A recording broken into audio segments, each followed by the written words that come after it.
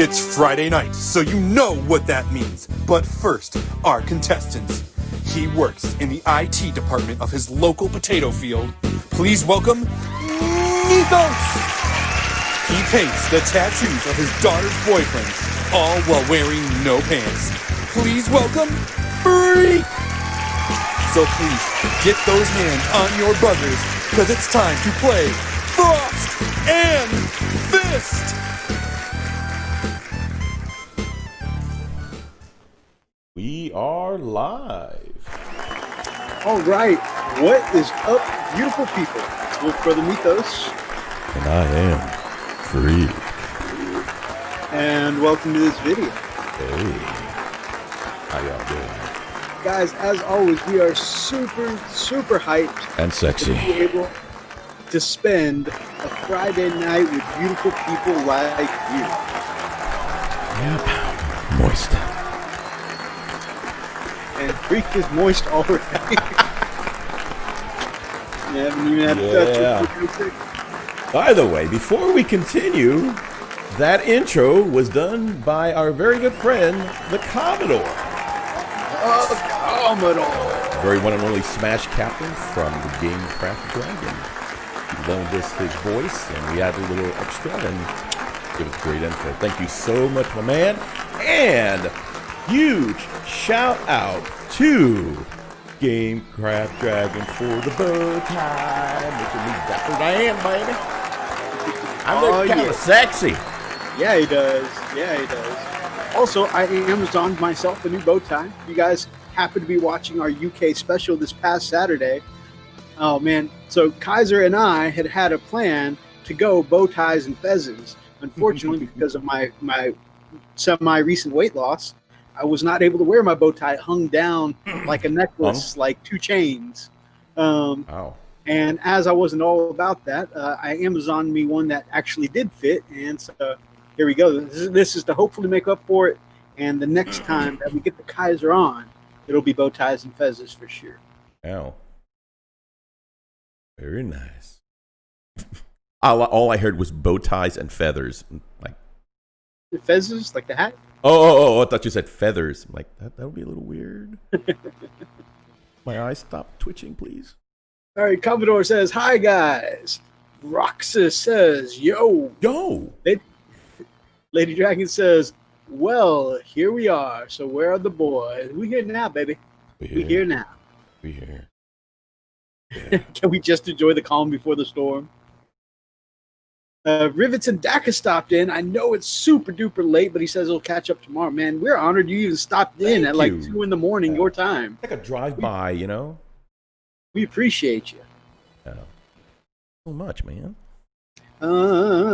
Video on Discord, so a little chat between the Commodore and the Lady of Dragons. Let me switch the music.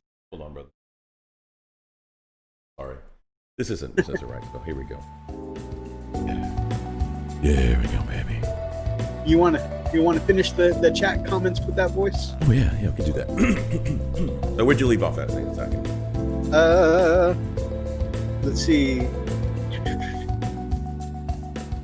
About time you slackers is where we left off.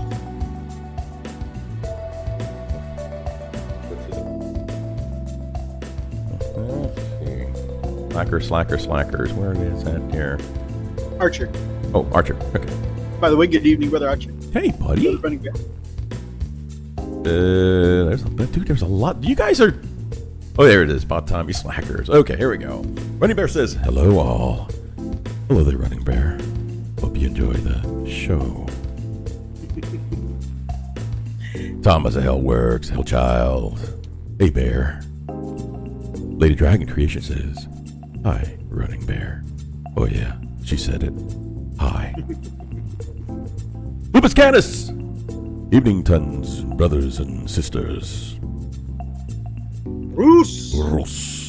Lady Dragon. Hi, my lovelies. And hello to you. Oh, yeah. I can't even do it straight away. The Commodore, the Phalanx has entered high orbit. Lady Dragon.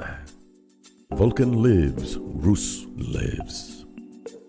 The Archer says Vulcan just wants to boop the snoot.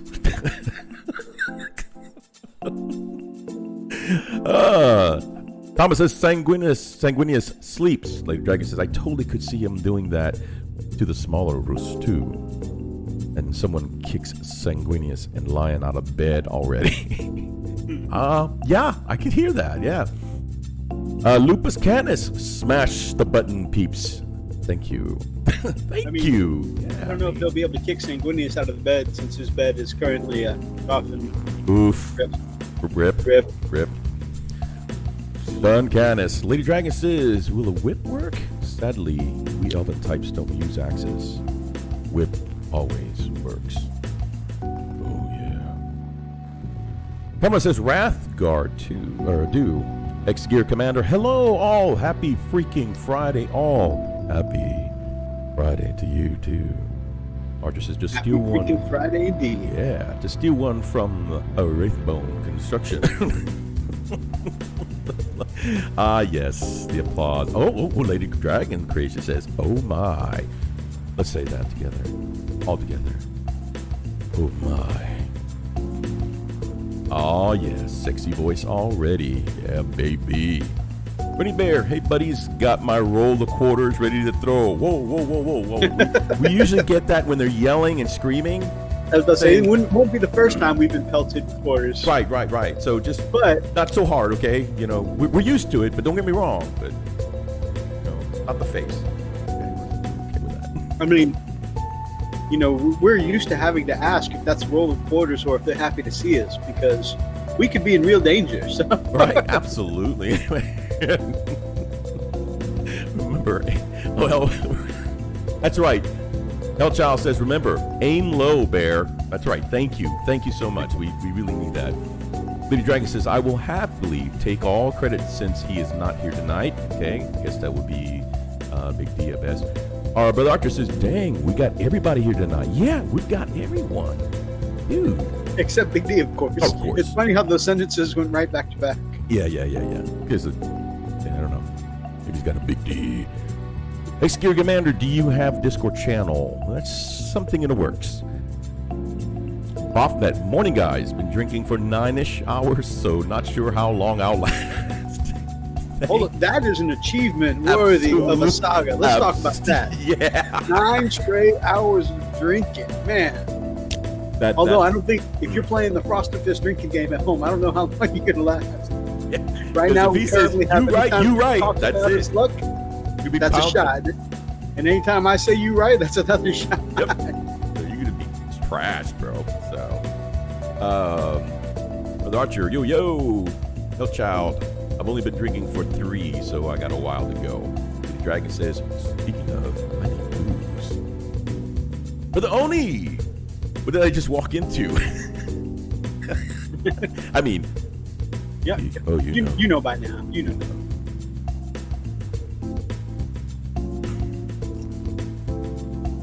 Archer says to add on a shot for every brush lick. I haven't been painting lately on stream. I've been having trouble focusing on both. That's kind of interesting. Anyway, so we're pretty much we're caught up.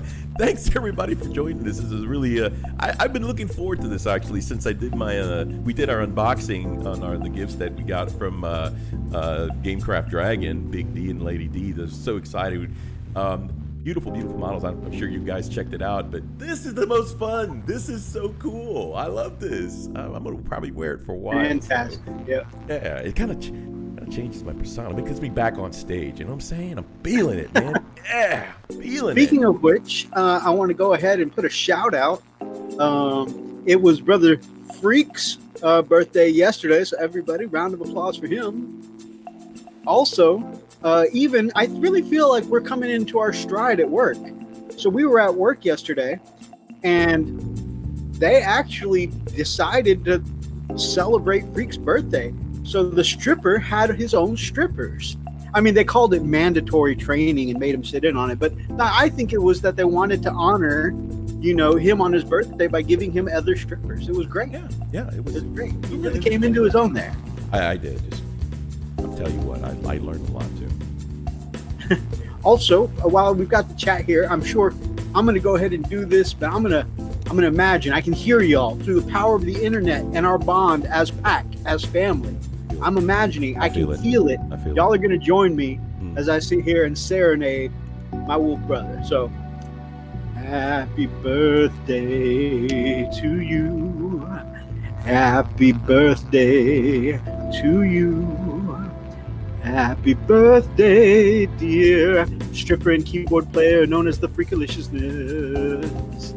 Happy birthday to you. I love you, man. I feel. I want to throw some quarters to you right now. My gosh. Meek says, "Did you go to jail?"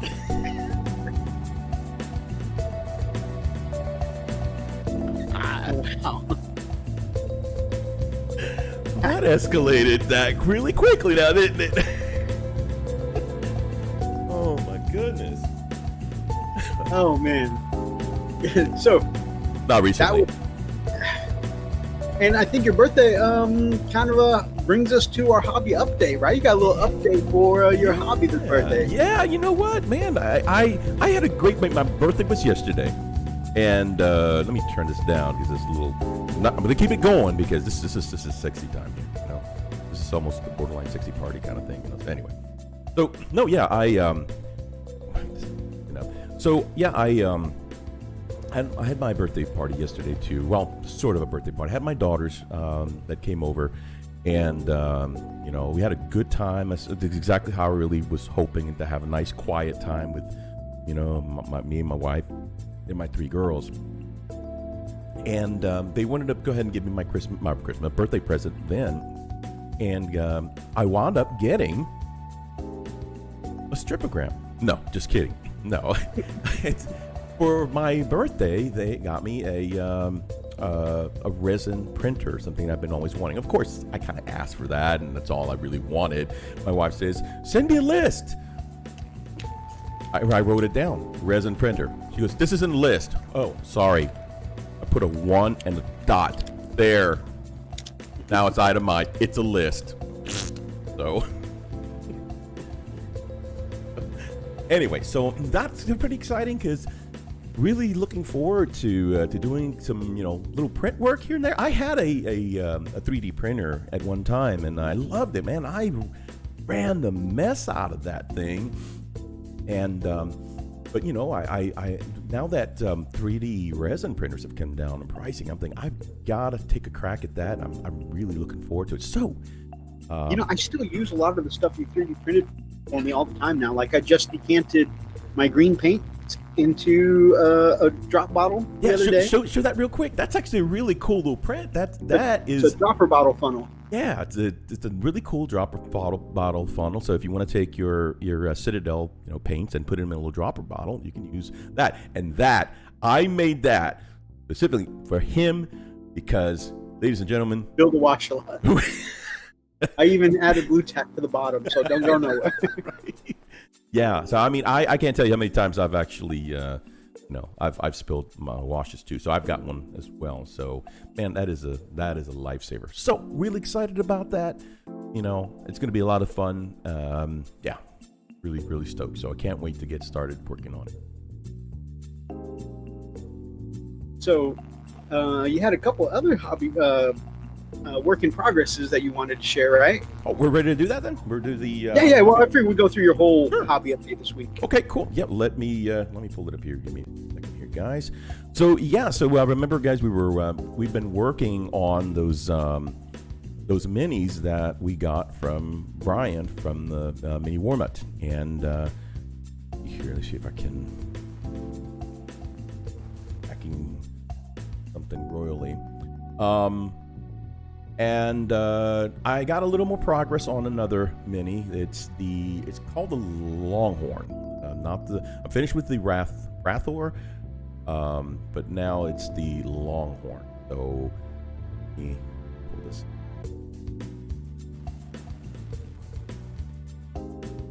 There we go. Okay, so this is still a work in progress. So bear with me, guys. So this is what I've done so far.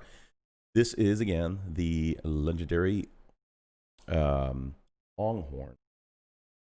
get to the. So yeah, so far it's coming sword. out really cool. Oh man, that sword. Yeah, that looks so good. Yeah, the sword came out pretty cool. I'm pretty stoked, Holly. There's still a lot of deep detail work that I need to do. I need to throw another wash onto the skin, but yeah, I still need to work on that a little bit. But I'm really happy, really excited how he came out, or coming out, right? Because still working on it. A lot of little scars here. You can see the muscle tone. I've been working on that. Definitely the shading and the highlights. That's awesome. Yeah. Now this is kind of weird. This is what I was telling you about Methos. If you see like on the lower half, like right here by the butt, this is where the wash started actually, like I don't know, washing the actual gray. Yeah.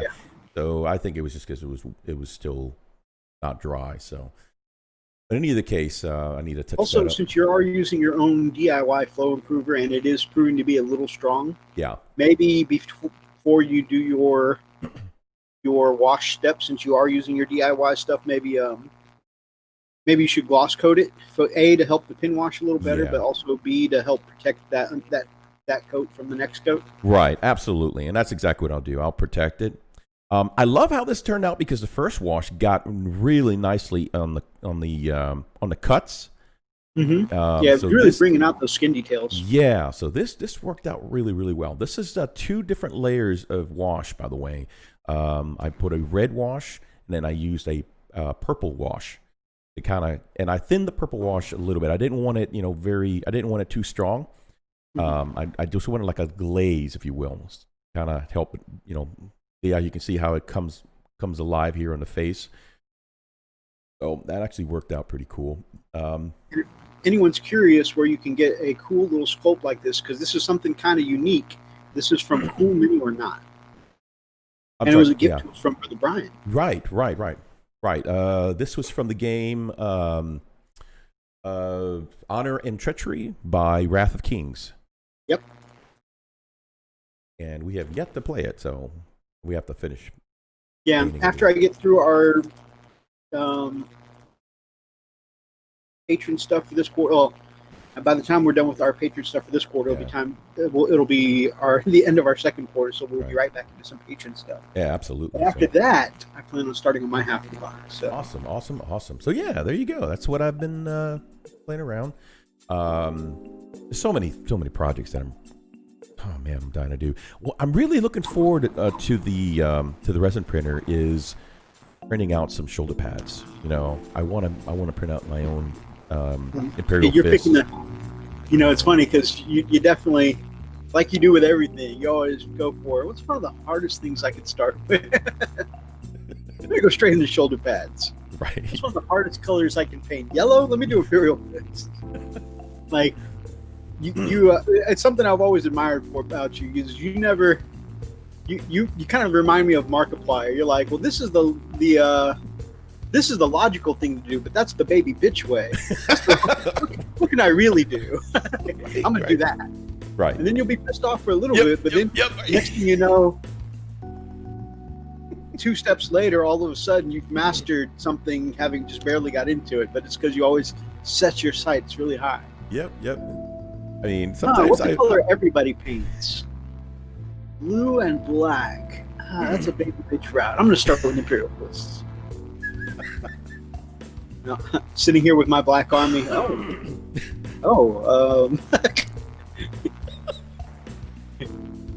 And you're like, oh no, it's fine. It's fine if you want to be a pansy. It's just this is what I'm doing.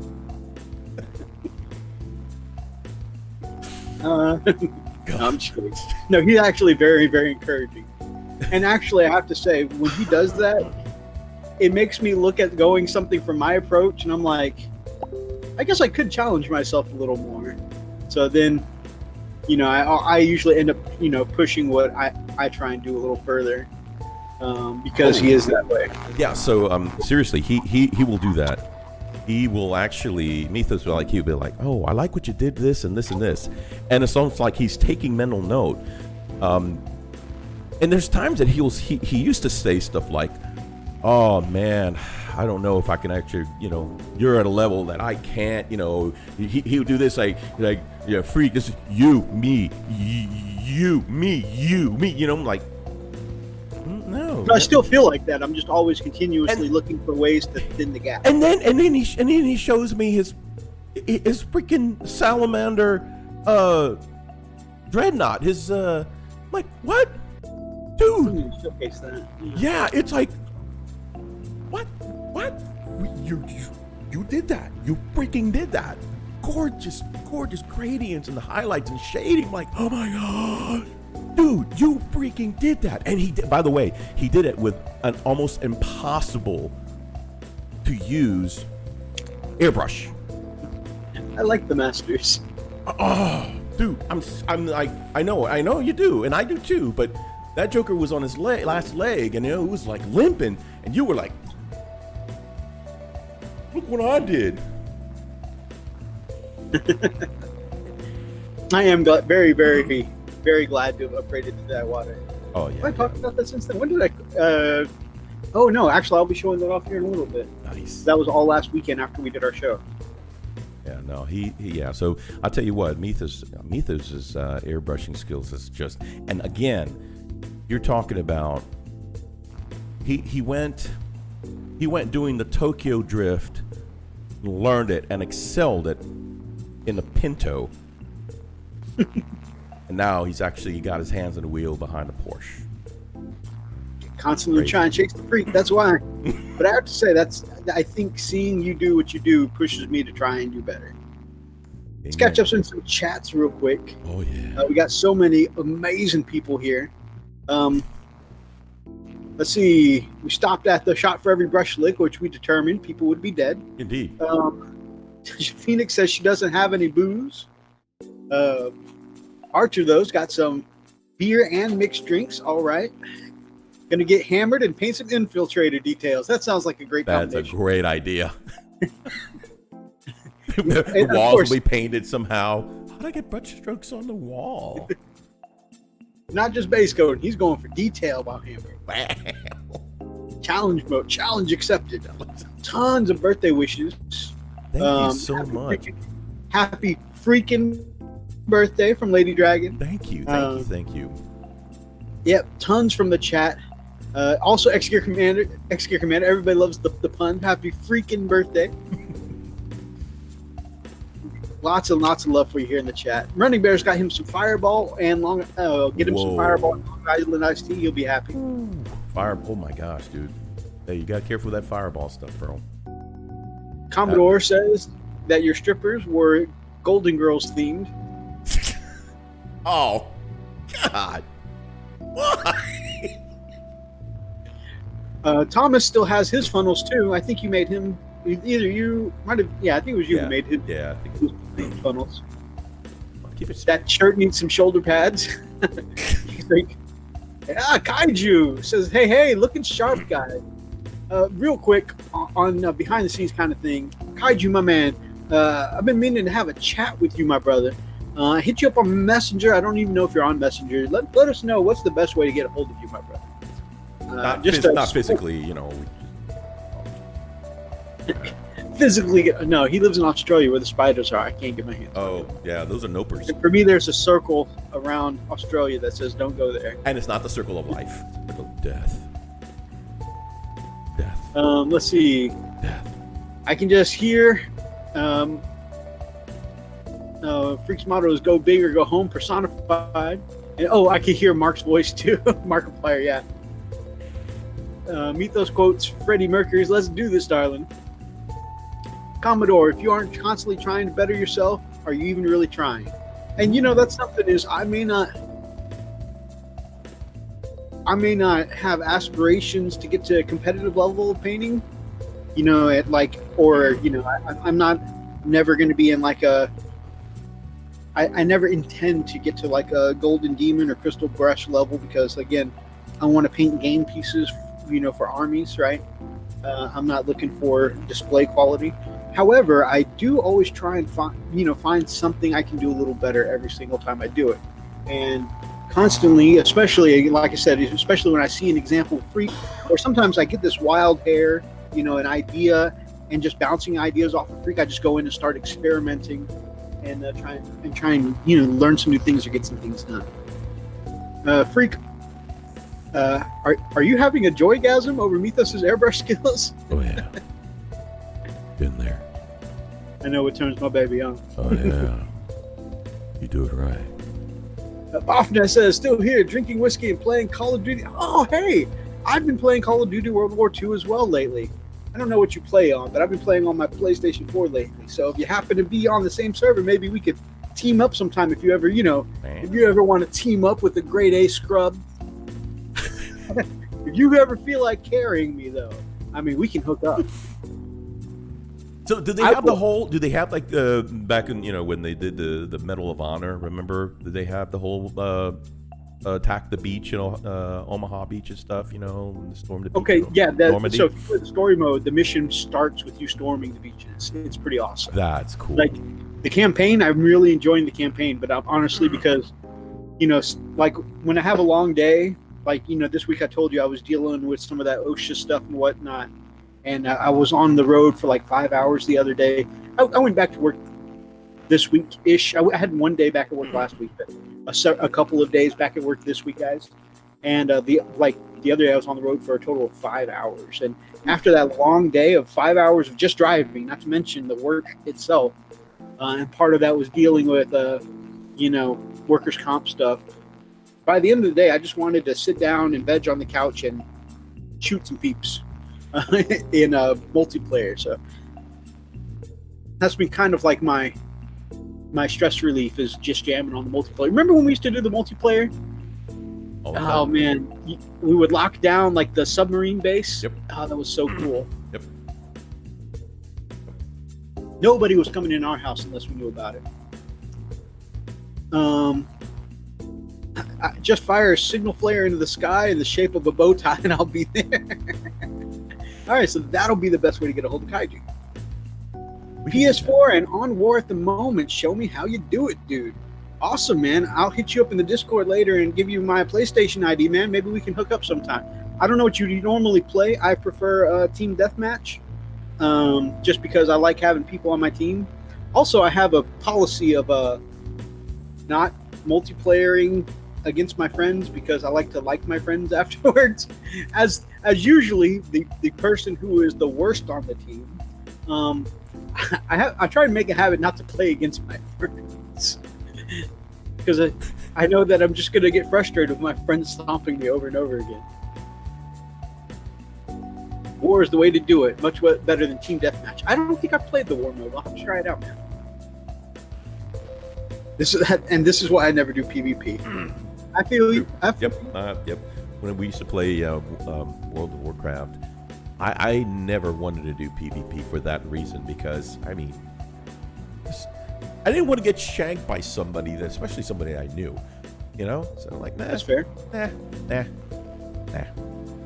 Man, and it's so gamey on World of Warcraft. Yeah.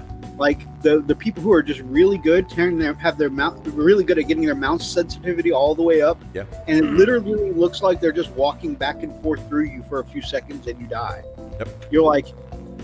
You're trying to orient your camera on them and they don't even look like they're really ever like turning to fight you. They just look like they're walking back and forth through you and then you die. Yeah, it's called hacking. Oh, that just happened. I mean, it's metagaming, honestly. Yeah, I know. Yeah, it's what it is. But yeah, they learn to strike places. Yeah, that's great. Lupus Canis hates PvP, spoils games. In most cases, I don't like PvP, but for some reason, in first-person shooters, if I can get on a team, like I don't like the lone wolf stuff where it's just you. But like, if there's a team of you, and I joke about always being the bottom one down. In fact, I had this really cool. I linked it up. We have a hidden video because I don't want it to be part of the channel. But I was sending friends the link to it or posting it up on Facebook of me getting a pentakill, 5 kills in a row with my LMG the other day. That was awesome. Awesome. Have you seen the clip? I did. Very nice. Thank you. It's cool. Pentakill. But anyways, that's one of the things. Real quick, while I talk about my back to work this week, I have some huge news, and I finally signed my name in ink today. So everything's been sent up; it's all official. So I can go ahead and just talk about it a little bit. But I've been telling you guys, I've been working on something really big at work for a couple of weeks now, and the interviews are over. Offer's been made. My name's been signed, guys. I got a massive promotion at work this week. I been given my own contract, and now I'm at a contract security company, and I've been given my own client. So I'm now the national accounts manager. The head of security for my own contract. So that's massive. That's massive. It came with a significant pay bump and some cool benefits and stuff like that. And I really feel honored by this because I started in security. Let's see, 12 years ago, I had zero security experience, and I was a waiter at an Italian restaurant called Zio's. Zero security experience. And I walked into this security place, and I put in my application and started as a regular security officer in a little, it was a service elevator where, like, at the back of this high-rise property, this huge company would get packages delivered to, and my job was to stand at that back door and check people's credentials as they came up. They had to have both the right credentials to get in plus an access key card, and I had to stop and challenge everybody who came to my elevator. And honestly, I saw about 10 people a day on a 12-hour shift, and it was just a struggle to stay awake, standing in that hallway for like 12 hours a day and only seeing 10 people. But I started from the ground and have worked all the way up to a corporate level as a head of security on my own contract now. That's where we actually got to meet each other. That's how we met. Yeah, we met working security together. And one day we both of us had kind of messed something up. It wasn't severe, but like I was showing him something and I missed something, but I was just like, I walked by his desk. We got called in the office, and before we went into the office, I said, "Don't say anything, bro. I'm gonna take the heat on. I'm gonna take the aggro because I should have shown you blah blah blah." And he goes, "No, it was my responsibility." Wait a minute, did you just say aggro? And he's like, "Are you a nerd?" I was like, I nerd? What do you mean by? Yeah, I am referencing WoW. Why? I play WoW too. Did we just become best friends? Something happened. So that's where we met, and so going all the way from honestly, this is how basic grunt I was. I was at a spot, that elevator, even though it had very low traffic, because it did have such very low traffic, people would fall asleep at that post, people would stop paying attention, and for some reason, they had just gone through a cycle where they had eliminated 5 officers from that position because they would either fall asleep or get to where they were so bored they weren't paying attention, and somebody would sneak by them without the right credentials. And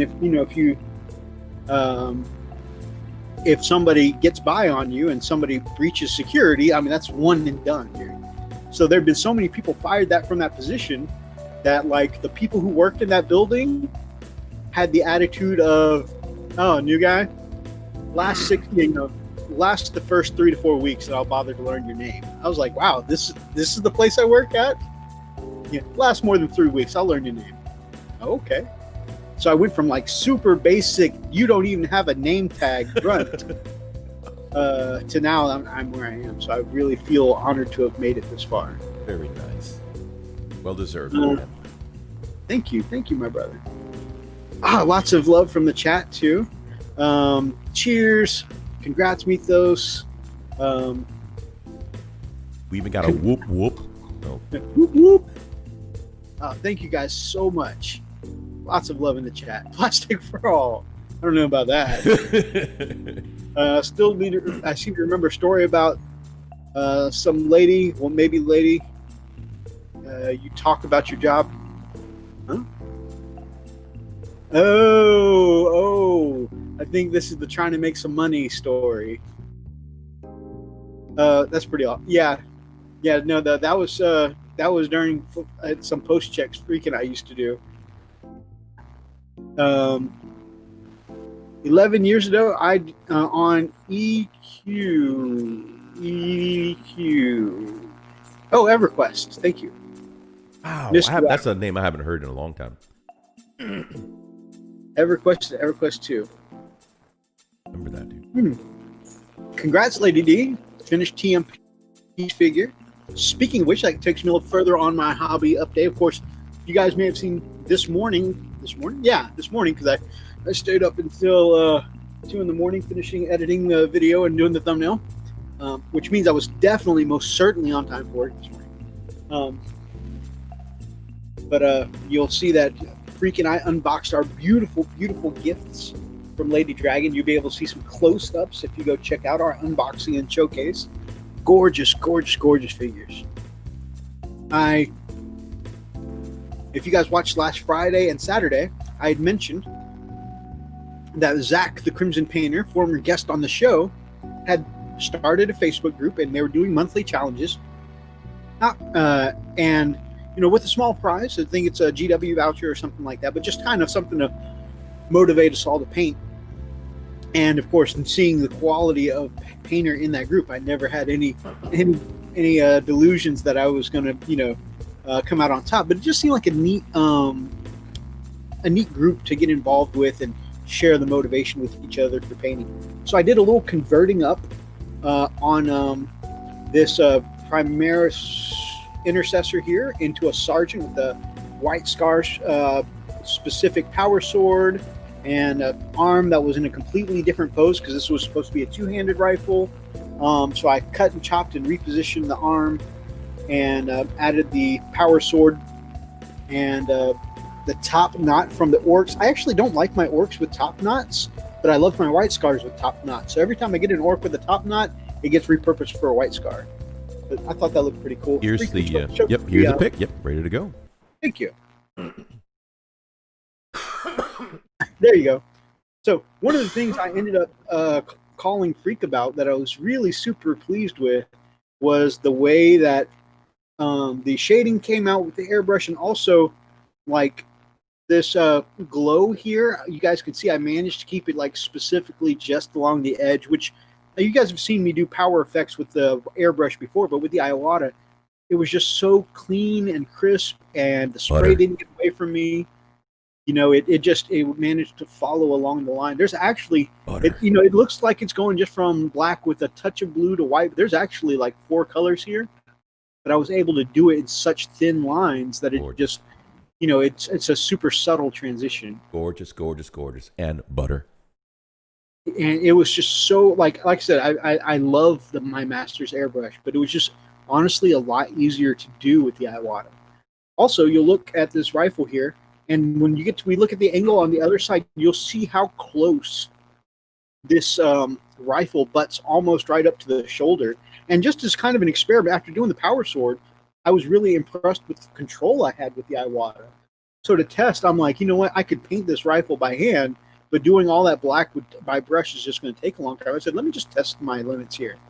So I put some black Templar in my airbrush and painted just the rifle with the airbrush, and I didn't mask it or anything. You see, it's almost butt up right again. Like there's a really, really thin gap between the gun and the shoulder piece, and I managed to brush all the way to the hand, all the way to the butt of the rifle without getting anything on my smooth, buttery blends on my white. Excellent.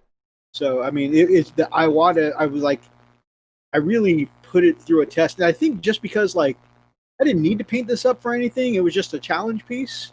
I was like, you know what? I don't mind if I have to stop and repaint this shoulder pad.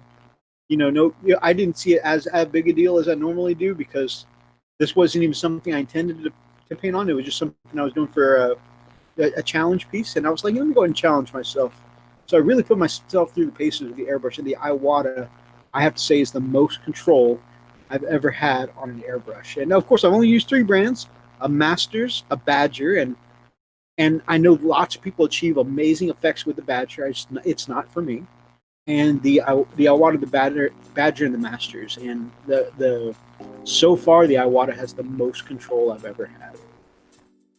So that's how my Intercessor Sergeant came out, guys. And I've been meaning to paint up a Sergeant for a while, because I have a Sergeant for my one squad of Intercessors, but the Dark Imperium box didn't have any power weapons, and so. And here's where I'm going to interject, guys, because here I just wanted to point something out. This is just kind of a testament to what we were just talking about, right? Because we were talking, we were actually FaceTiming or something like that, and I was like, dude, you go ahead and use your airbrush, use the Iwata, and just kind of do the high. I forgot what it was. I think it was like to do the shading or the highlight. I don't remember what it was, and.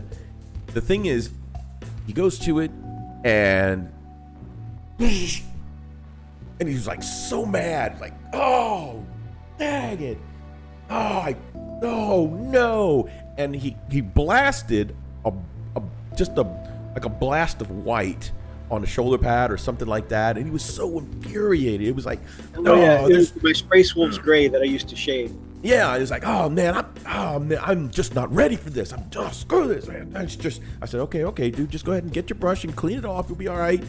And next, we talked a little bit about air pressure and all that because the Iwata, it's pretty sensitive to air pressure changes on the from the compressor. And so next thing you know, I mean, he's showing me pictures. Look what I did. Wait a minute, I thought you were done. It sounded like you were about to just burn the Iwata and just walk off. Like, next thing you know, he's showing me pictures of a gorgeous model. And a little tip for anyone who uses both Iwatas and Masters. So my Iwata, I usually ran at 18 or 19 PSI. I mean, my Masters, I usually ran at 18 or 19 PSI, nice and low. My Iwata, though, wait, did I say that right? Masters, I ran at 18 or 19 PSI.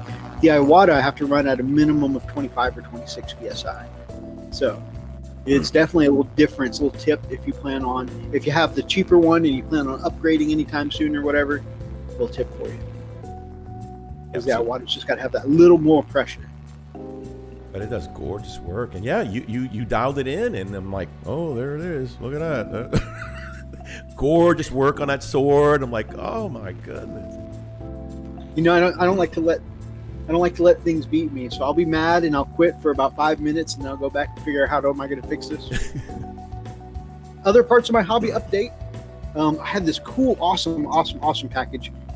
About 3 weeks ago, I ordered some goblins, some grots from Foxbox Miniatures, and they came in this week, and they just are so cool and full of character.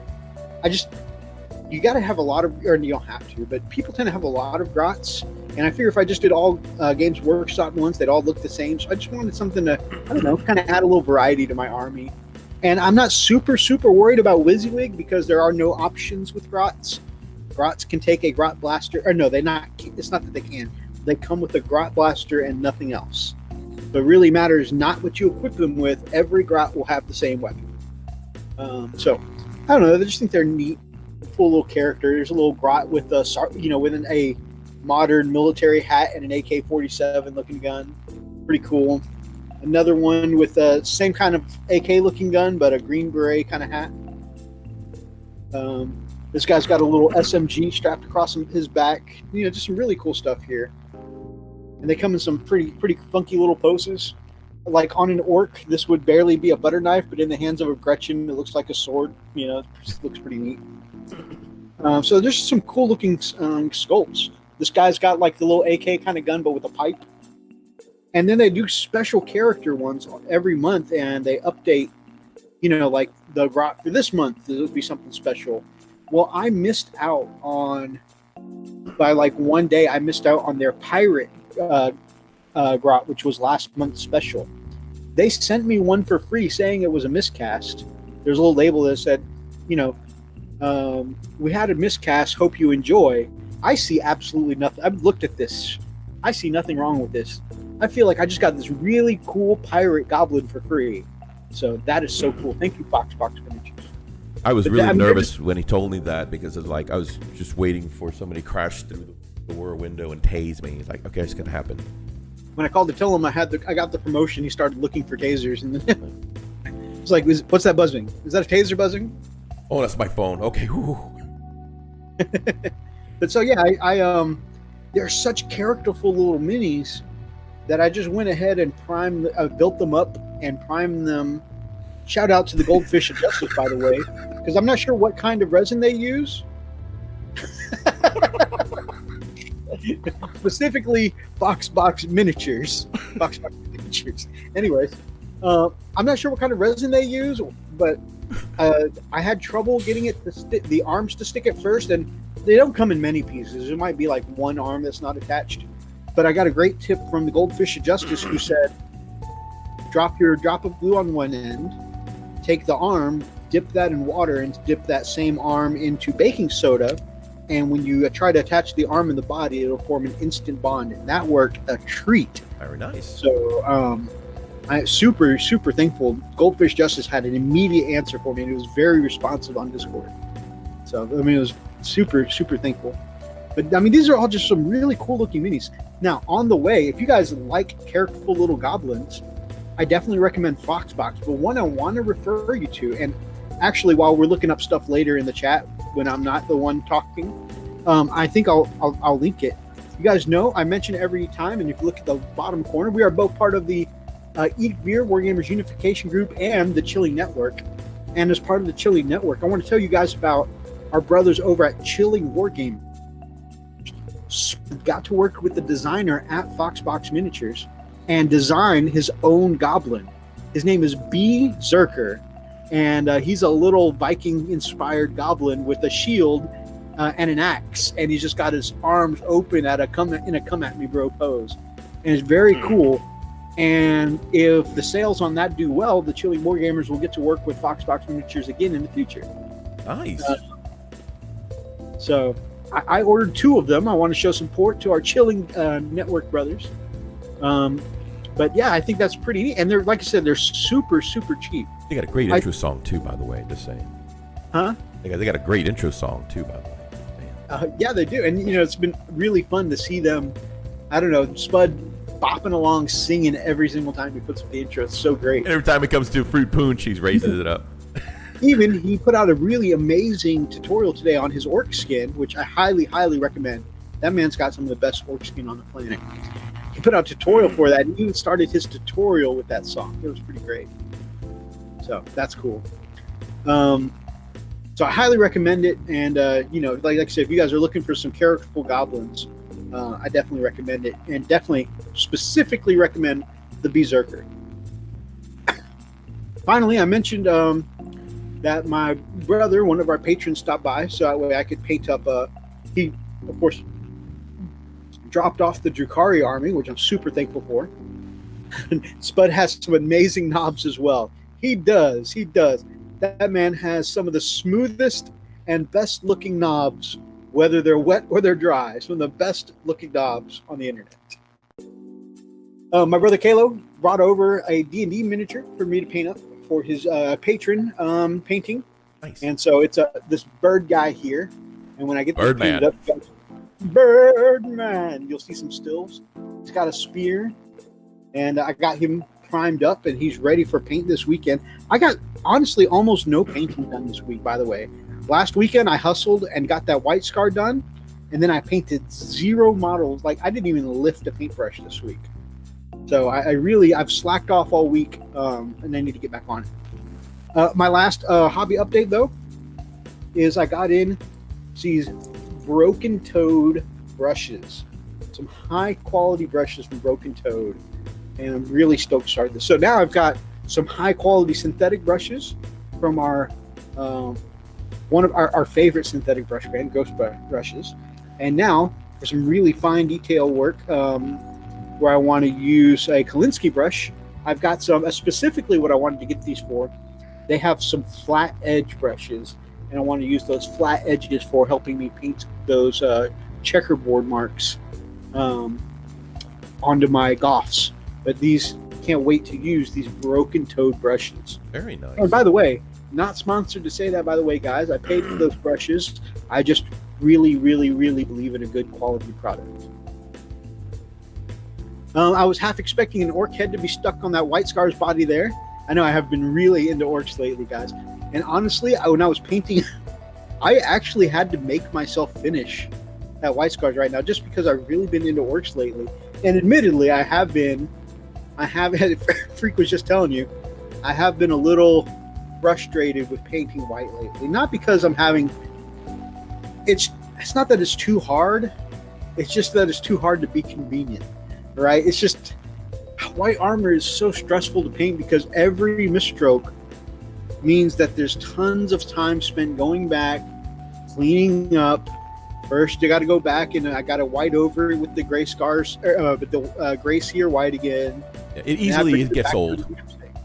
And then I got to go back with the Space Wolves gray, and then I got to thin it out and lightly layer it till it looks like the same color as the surrounding layer. And heaven forbid I did that mess up on a highlighted part, because then I've got to try and build up. And you guys know when you try and build up white over a misstroke, it almost seems like it never goes away. Like you're just layering and layering. Probably by that point, other people can't see you had a mistake there, but you can keep seeing it. Like, you got this X-ray vision. You still see it. It's like, no, you're there, taunting me, and I shall. And then, of course, I did kind of a little test on these grots that come with Prophecy of the Wolf. I did. I've been trying to think what I wanted to do for their skin tone. I had been considering a yellowy skin tone, but I decided on something else. But a lot of people keep mentioning about painting my really bright orc skin tone. They said, well, your orc should be darker because the grot should always be a lighter color than your orcs. And I thought about that, and I do have very bright orcs. So I decided to save that by going a light color, but like a putrid light color for my goblins. And my goblins, I've now been painted the Death Guard green, which is that really kind of pale, sickly kind of color. And I think that'll be a good compromise because my orcs will be really bright, but very obviously green. And then my goblins here will be a putrid yellowy green. Plus, being such tiny models, I don't feel bad just slapping some contrast on this and letting that handle my shading and highlights, and just take that. Actually will probably tone it down a little bit too if it's too pale. So it actually will kind of darken it up a little bit. I think it'll look nice. I really can't wait to see it. Thanks, bro. That's everything I've been. I don't know why my hobby update took like 10 years because I did nothing this week other than that white scar. Oh no, I primed a bunch of models. Actually, I did a lot of priming this week. No painting, but I did a lot of priming. And actually, these little goblins took longer than they should have because I wanted to. They came with some really amazing MDF bases, but I'm really anal about consistency in my army, right? Well, the Games Workshop goblins all come with plastic 25 mils, and the Foxbox ones come with MDF 25 mils. And I know no one's going to notice or care, but I noticed, and I was like, I don't want it to look different from my other 25 mil bases. So I looked around and I had a bunch of plastic slaughter bases in my collection. So then I went back through and I did the trick with, cereal box cardboard and glue to cover up the slaughter base bottoms, and then glue it and then do my priming, which is fine. But you guys know that cardboard and super glue together gets kind of messy. So it just took way longer than it should have for me to get these guys based in prime. And looks like we got a message from Kaiju. So awesome. I'd come through. Kaiju. Come through on what? On the messenger. He put it through the Frosted Fist messenger. Oh, okay. Yeah. Cool. All right. So, Freakalicious, we got a bunch of news to talk about tonight. You want to do the news, or you want to do some art of the week first? Man, I'm excited to do some art of the week. We got the news. A lot of it just came out too, so pretty excited to do both. So if we can knock out art of the week, let's get some love out there, and then what do you think? News to follow, yeah. Sounds good, brother. All right, get over here.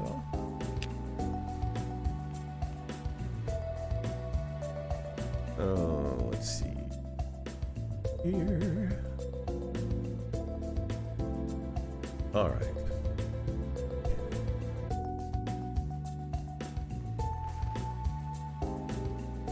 Okay.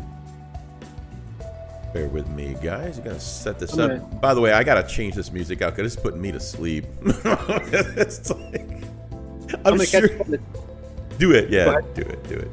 Yeah, I'm just gonna catch up on the chat while you get the art ready. Yeah, I gotta change this. Let's see. Happy Dance, the one with the Lady of the Evening. Yep, that is the. Oh, you froze. Crap, Metho froze. Chat. Oh, there it is. Are you back? Yep, we are back. Okay. Yeah, because you froze. Is anyone getting that War of the Spider book tomorrow with Fabius Bile, or are we skipping it? I mean, there's nothing in it that interests me, although it seems like the entire book is designed for Big D over at the Gamecraft Dragon. So. Oh, by the way, Freak, I know we talked about it last week. We were both kind of confused, about are they going to do a whole new line? What's their codex going to look like? Right. So it looks like the Fabius Bile stuff is going to be its own chapter of Chaos. So they're going to get access to a bunch of the stuff in the Chaos Codex, like their own obliterators and stuff like that. That makes sense. But they're going to be, instead of having any of the keywords for the Legion keywords, Black Legion or Alpha Legion, right, or Noise Marine, not Noise Marines, Emperor's Children or whatever. They've got their own set of rules for being right. They'll have their own keywords and all that too. Got it. Yeah, exactly. So really it's kind of cool. Yeah. All right. Here we go. It's kind of like what we talked about though, with like the Eldar and the Harley Quinns, splitting off. There's more chat. Yeah. Yeah, there's more chat. Googly Foxbox. Spud has some AC knobs. Hashtag not sponsored. Right.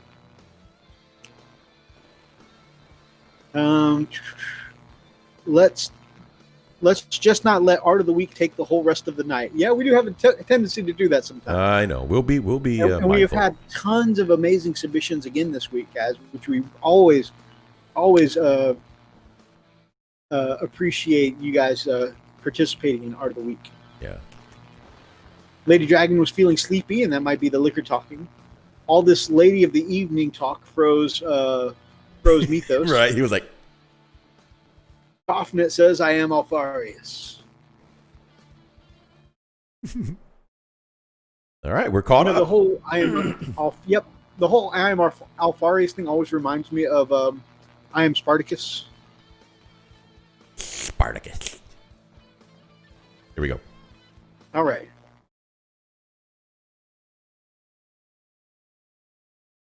So much cool stuff again this evening.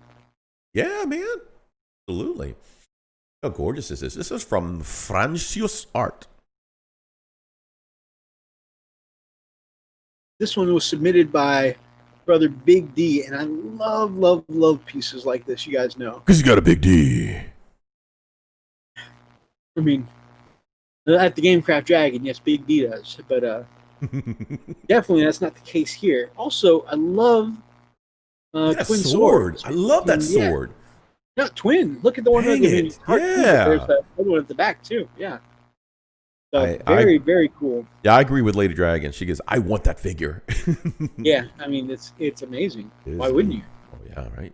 It's all about size. Size matters. And the pale skin has been done so well. Often when I see people do pale skin, it just comes across as too pale, like Michael Morbius, or a very undead kind of look. But this looks like just very lily white, pale, almost marble, a person with really pearlescent skin, This is one of my favorite painters. This is my actual favorite painter on all of Twitch, Wolfwraith. And I just love how vibrant his Tyranid is here. He does a lot of vibrant colors. I mean, this thing is definitely something of my nightmares, but well done. Holy crap. You can see the detail on every single scale. The guy just does great with, again, looks like mixing pastel with earth tones and just does gorgeous work. Look at that, man. Absolutely. Boffnet says, size isn't everything. As an Asian man, I'm definitely going to agree with that. I have no idea what this is from. Anime-inspired mech I finished for a painting competition on his Patreon. I do love the anime look to it. The colors, the purple and green. If anyone's ever seen Neon Genesis Evangelion, it really reminds me of that. But I really love the way he painted the fire effect from the flamethrower. Yep. Very cool. Now, this is another really cool one. It's like a 1 year change. This is so cool. Like before and now, or then and now. Oh yeah, the bust. Absolutely. Yeah. And you know, it's funny. I don't know if you remember, but a while back, we reviewed the 2019 one on our channel. Yes, we did. Yep. Talked about how amazing it was. Yep. You know, and he's gone back and redone the same bust again, and he looks even more phenomenal. It's amazinger. Yep. Absolutely, and I think he's really found his stride with being able to take a piece that is somewhat grim and dark and really add a touch of vibrancy to it. It reminds me of looking at it side by side. Mm-hmm. That really awesome noir art style where something is in black and white, but then one key thing is in color. Yes. It just really pops. Well, here's the thing. This is the first impression that I've gotten. Tell me, you guys in the chat, tell me if you think the same thing. If you look at the one on the left, he looks like, I know it says old, but literally, to me, he looks like he is an old man, like he's aged, right? Yeah. And then if you look on the new one, right, he just looks more vibrant, more newer, more like he's still in his prime. Yeah. There's the brighter color scheme adds a definite sense of vitality. Yes. Yeah, exactly. I'm like, this is really, really well done. Oh my God, we got some blue collar in the chat. Oh Lord. Not the size of the boat, it's the motion of the ocean. But it takes a long time to get to England in a rowboat.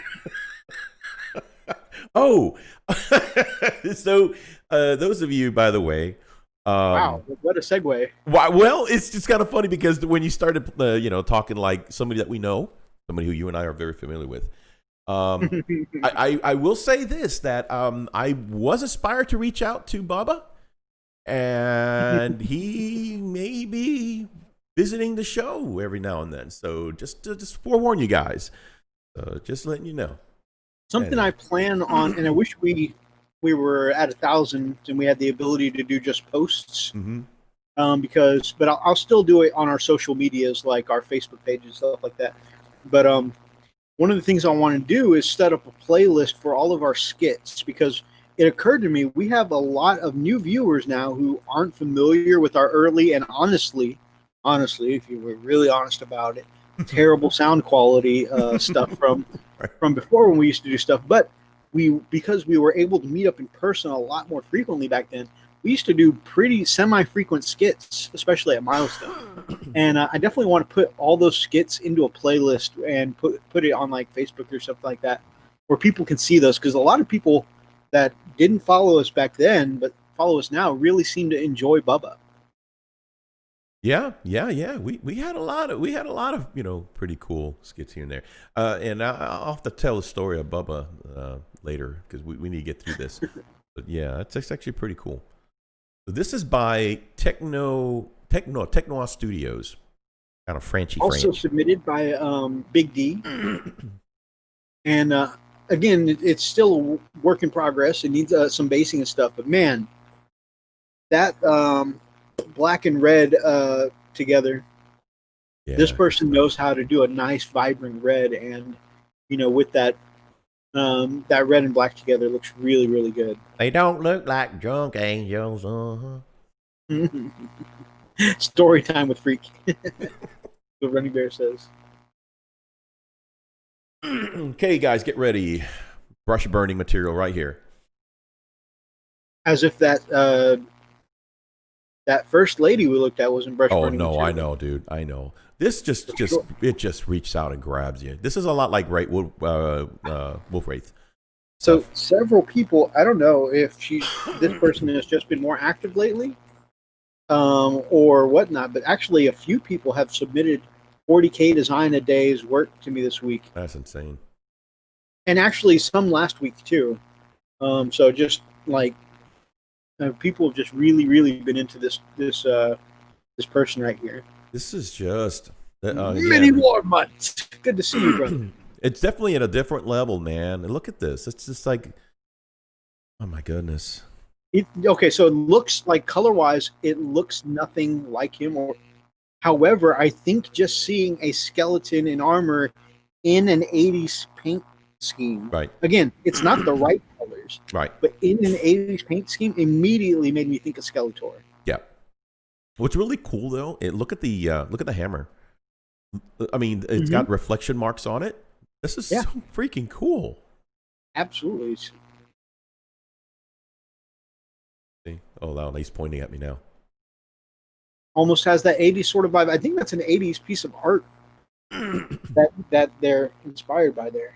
I like it.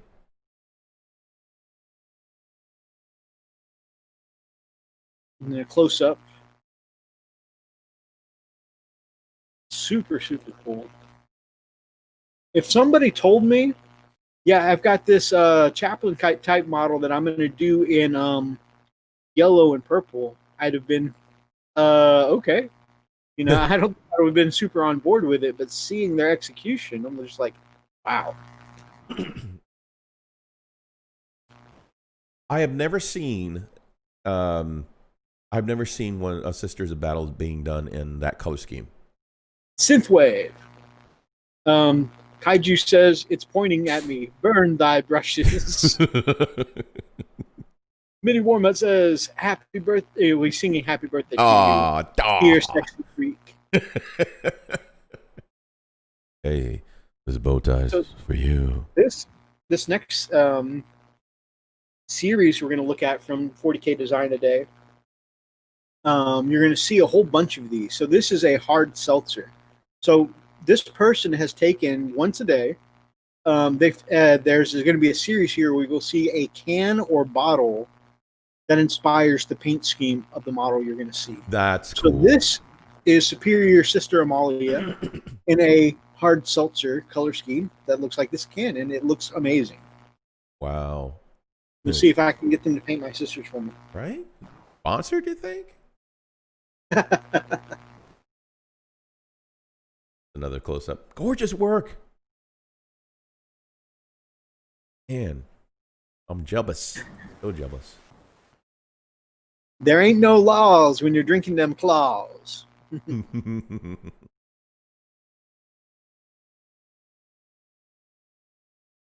Oh, come on. Look at that. That's insane.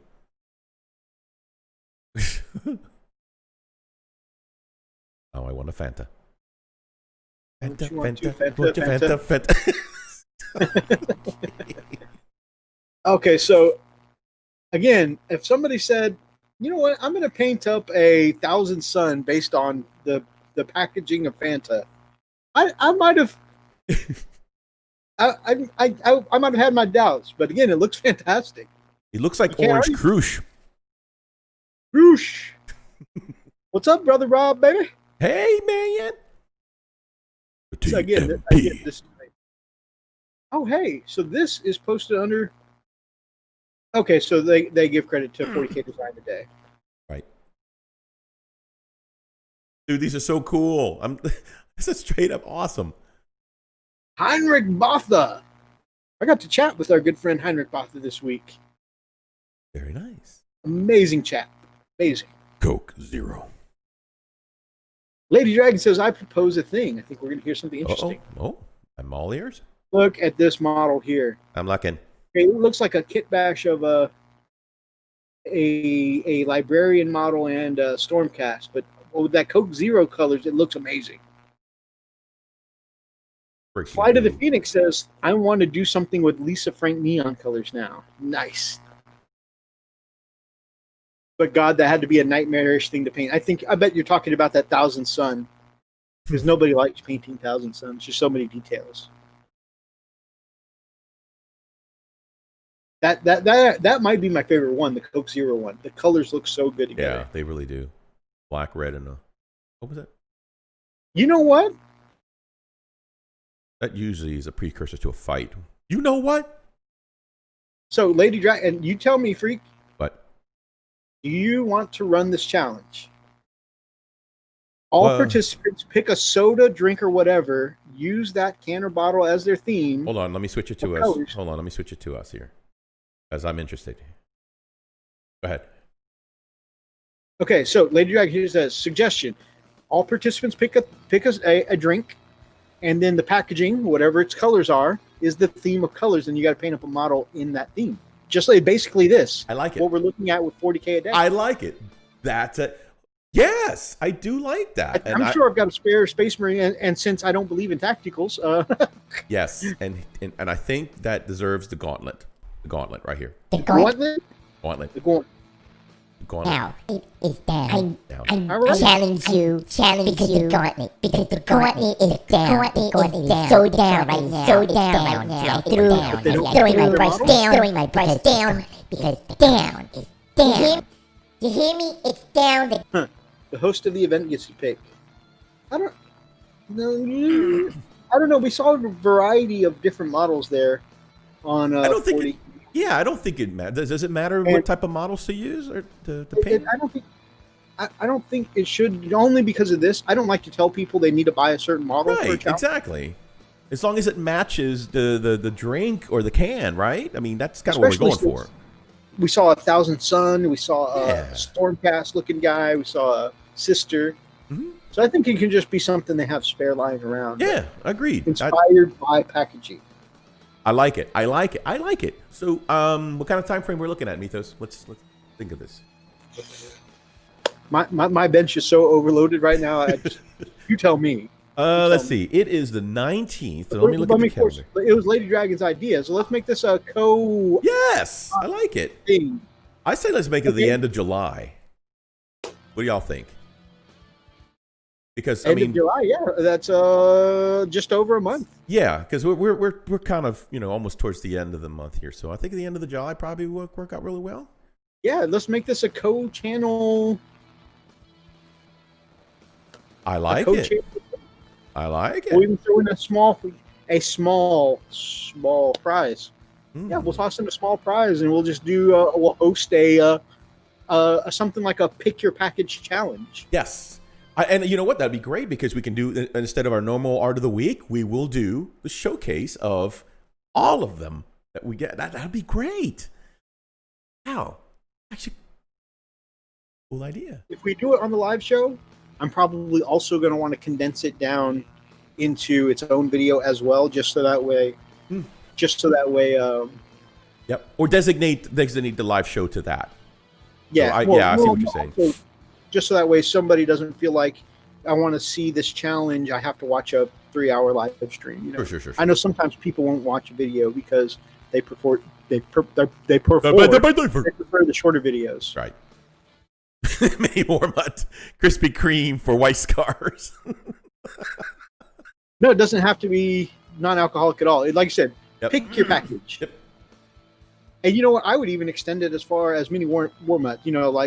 Like I said, this has started based off this art trend. And of course, we're going to need to do, whenever we announce the challenge, we'll need to do shout out to 40K Design today and show some of their work or whatever. We see it with some drinking packages there, but I just want people to have fun with this. So if they decide, you know what, I love the McDonald's red and gold arch, and they sit it next to a pack of French fries. I'm cool with that. Just have fun with it. No, it'll be fun. And as long as you take a picture of both the miniature and the package so that we can see. If somebody wants to do Jack Daniels. That answers Bofnet's question. Does it have to be non-alcoholic? Yeah, Bofnet, you do you, boo. Yeah. You do you, boo. They did one in Cheetos colors. That's cool. Yeah, someone wants to do in Fireball colors too, Hey, go nuts. Fireball colors, go for it. All right, let's take a look at that Death Guard that they had. Yep. Mountain Dew Death Guard. I'm just reminded of that movie quote, I'm all hopped up a Mountain Dew. Shut up, Chip. I come at you like a spider monkey. It'd been like Bubba's grandson. Look at that thing. That is so cool. And again, I am not a Nurgle fan. However, I think the Mountain Dew makes it look so cartoony and less offensive, honestly. Yeah, it does. It looks great to me. I'm okay with this. You almost want to drink it, you know? It's like, you know what? I can go for a Mountain Dew right now. And I jokingly say offensive, of course. If anyone is a big fan of the Nurgle aesthetic, like Brother D, I'm only joking. Not my thing, but I definitely appreciate where there's a lot of detail that people would love about Death Guard miniatures. That's one that looks like a Pepsi. Very cool. The Pepsi one is really good too. That looks very so Gundam. good. Very Gundam looking. That's so it does cool. have kind of a Gundam vibe to it. Yep. Ba-da-da-dum, ba-da-da-dum.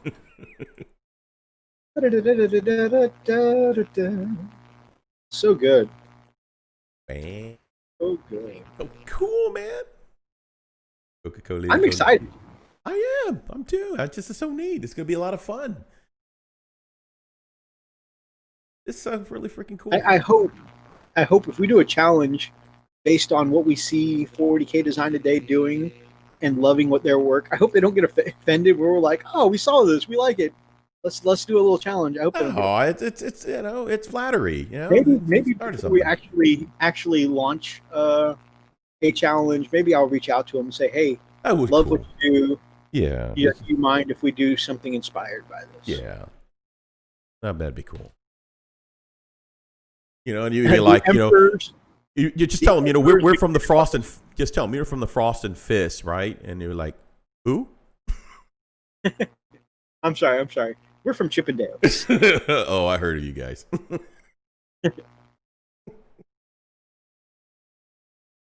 So what? Skin tones, I guess. Kaiju says the Emperor's McMinotaurs. I really love that Monster Energy drink AdMech, by the way. That Monster Energy drink AdMech looked. That does look cool, dude. Earlier, guys, I referenced the Foxbox miniatures that Spud was able to work on with Foxbox miniatures. Here's the link, by the way, in the chat if you want to check that out. And you can see their special ones they do every month. Like this month is Trixie Mental. He's a wizard goblin. You know, so I personally highly recommend Berserker, but you know, check it out. I'm going to check it out myself too. Speaking of checking stuff out, check out this piece by the Game. Hold on, it's reconnecting. There we go. Okay, good. Lots of chat asking. Yeah. Okay, good. So it was just a hiccup. So we're back, guys. Whew. Nah, no, we're good. You know, but potato.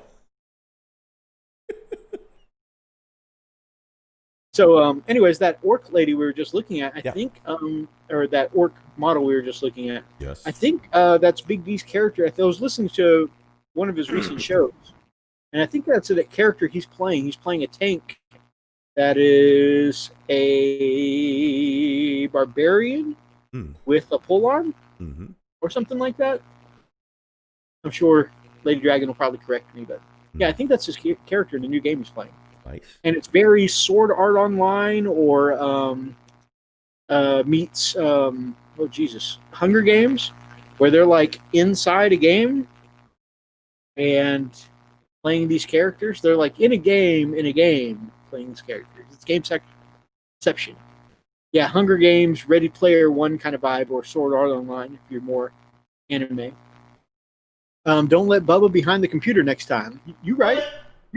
They seriously blaming me for that mess? Shut up over there. This is another piece by Big D. This is a Custodies Telamon Dreadnought. Really cool.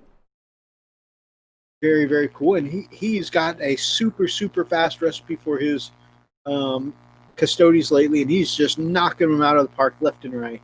Yeah, it looks like there's some contrast paints on there too. I don't know about contrast. I know for sure he goes with the gold spray. Then I think he says he agraxes it down. And then that's probably what it is. Okay. You know what? It definitely gives it that contrast look. That's pretty cool. So. Moving right along. Hey, this is absolutely insane. I couldn't believe what I was watching. So unfortunately, this was a meme I've seen going around. So I actually have no idea who painted this up. There's lots of people who've been passing around the meme, but it's cool because we've all seen the mimic memes, right? And it's just cool to see a Mountain Dew can as a mimic. It's just amazing. So fantastic. I don't even know what to say about that. It was just very cool. I wonder if that's done with like Halloween teeth. Probably so. Probably Bubba's teeth. I love white scars, and you guys know I love Outrider bikes. And I saw somebody do this, and I was like, I'm stealing this. Now, obviously, they're actually playing them as what they're supposed to be, 30K bikes, because they've got them loaded up with plasma, which you, of course, can't do in 40K. But still, awesome stuff.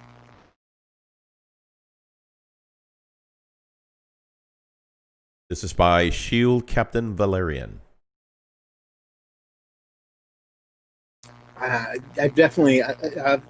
had their stuff up on Art of the Week before. I love their White Scars Army. Yeah, and look at that weathering at the front of the bike. This side right here is a good one. Looking at that, just the buildup of dirt at the front of the bikes. Very cool. Yeah, looks like they've been riding. This is unbelievably amazing. This one. I forget who submitted this one to me. But this is another one. It's a bust, but man, it's just incredibly high detailed bust. Yep, Goldfinch minis. Actually, it's the full mini, isn't it? I think it's more than a bust. Looks amazing. I think it ends at the skirt there. I think it's a bust. You're a bust. Wait, got him. the flower, that's amazing. Oh, the hair tone. Yeah, every leaf looks detailed, super detailed. Like it's just. It looks like an illustrated, something illustrated in a book. It really does.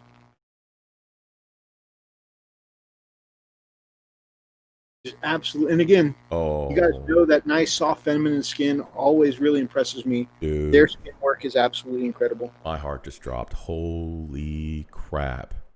So this. We're going to see a picture that has the actual, and you can kind of see it there in small print.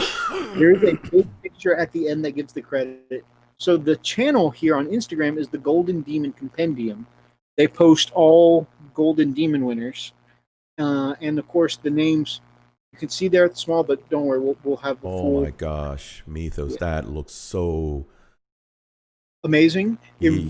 One of the things I especially love about this piece is it's the same idea as Atlas's conversion. Right.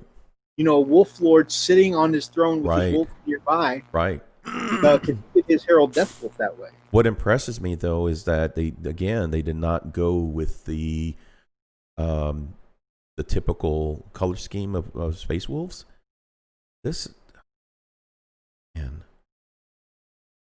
Oh man, dude, that is just fantastic. Now I want to redo my colors, dude. This is yeah, it's a very, very look at this pale, almost gray night kind of color. Yeah, like almost like a non-metallic look. This is oh man, I'm not crazy about the sculpt of the wolf, but the paint, it looks great. Yeah, although to get it in that laying down pose, that's perfect for the like it again. It really fits the art piece, you know. And even look at the bridge, you know, the wrinkles on the bridge of the wolf's nose. Yeah, like it smells something not right coming towards its master. You know, I farted. Oh, this is definitely hand done. Look at that. That last piece we were looking at with the beautiful plant lady. Heinrich Botha says, "When Cabbage Patch Kids grow up." Yeah. Be careful who you call ugly in pre-K, I guess. Yep. That's that Space Wolf there. Running Bear says, "Damn, so good. The route forever." It does look really. Those who don't know, Often, Space Wolves refer to themselves as the route. So they are often the ones to drive off the enemy, the route. Yeah, exactly. Non-metallic silver. That's exactly what I agree with, Archer. That's why I said it almost is a gray knight kind of color scheme on a Space Wolf. Looks fantastic. There's no doubt though that it's a Space Wolf. You know what I mean? That's what I love about it. Exactly. So cool. It looks like gray knight colors, but it reads as a Space Wolf. Right. It's so good. I love everything about that. Like, there's not one thing I wish was different. This is from Javier Gonzalez Lozano and Antonio Fernandez Lizazo. There you go. 2010 Golden Demon Italy. Phenomenal. Yep. Also, I'm probably going to have to evacuate soon because I've just burned my entire Space Wolf collection. So.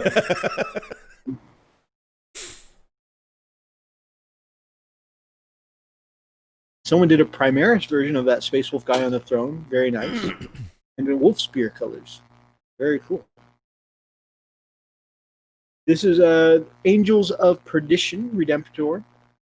Very interesting. So, like, their whole army is this split black and yellow color. Very cool. I think it's really interesting. I'm not a fan of the split. I think it looks great. You know, it's well done, but personally for me, I'm not crazy about the split.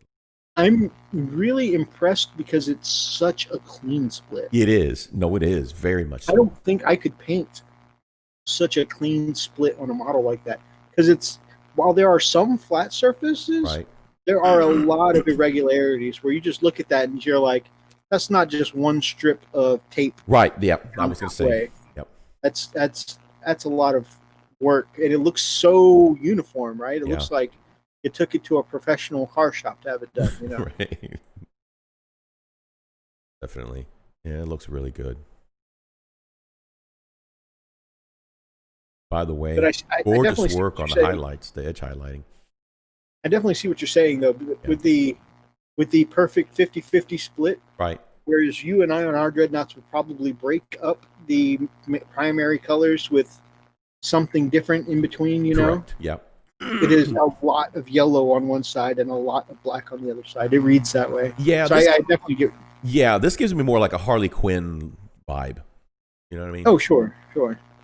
Which I guess that's okay for that, but there are actually lots of successor chapters that do that 50-50. Yeah, no, I'm aware of it. Like I said, again, it doesn't look bad. It's just for me personally, it's not my thing.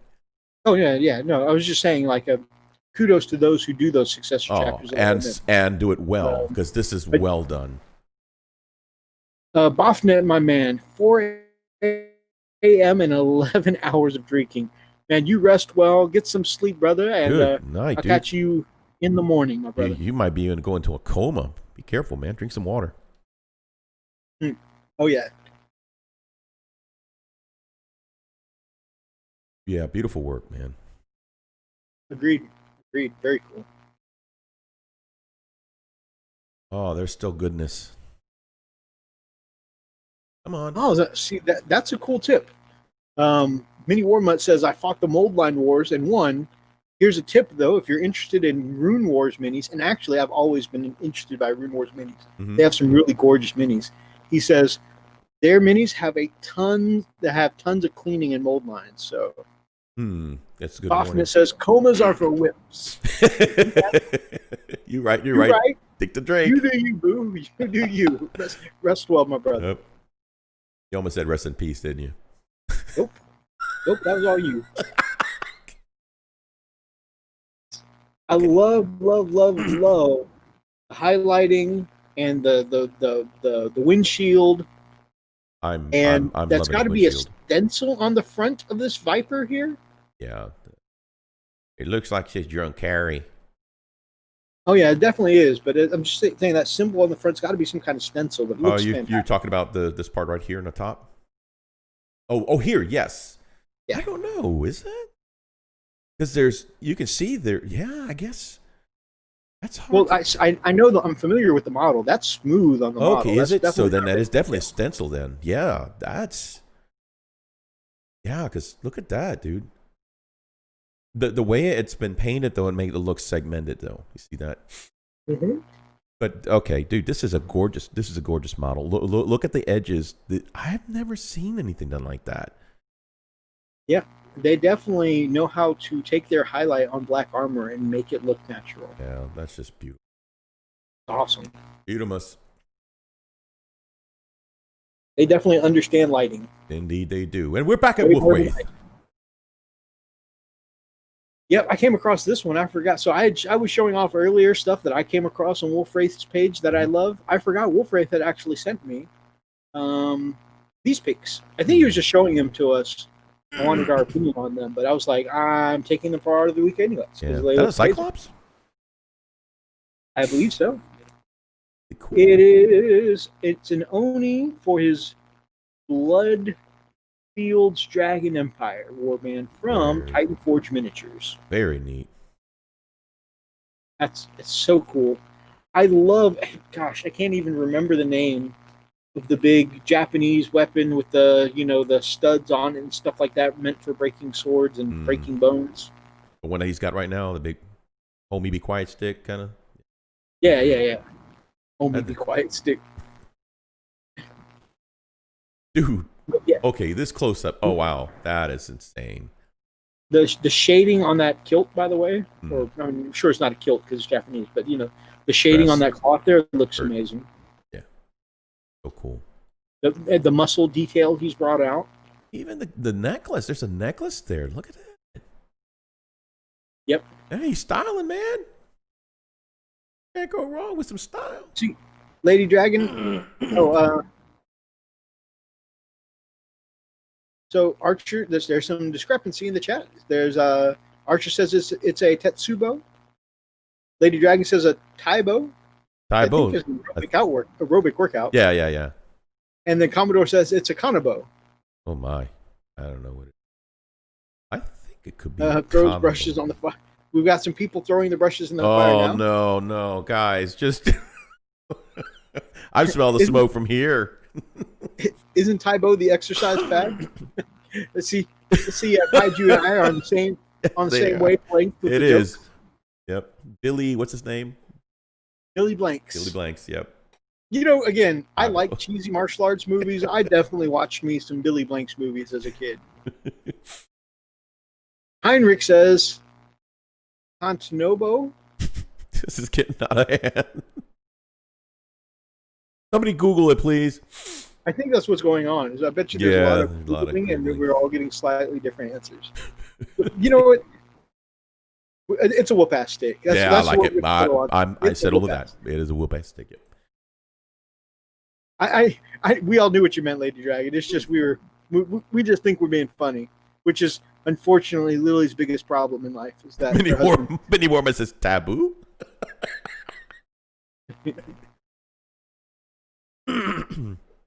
Istanbul and Constantinople.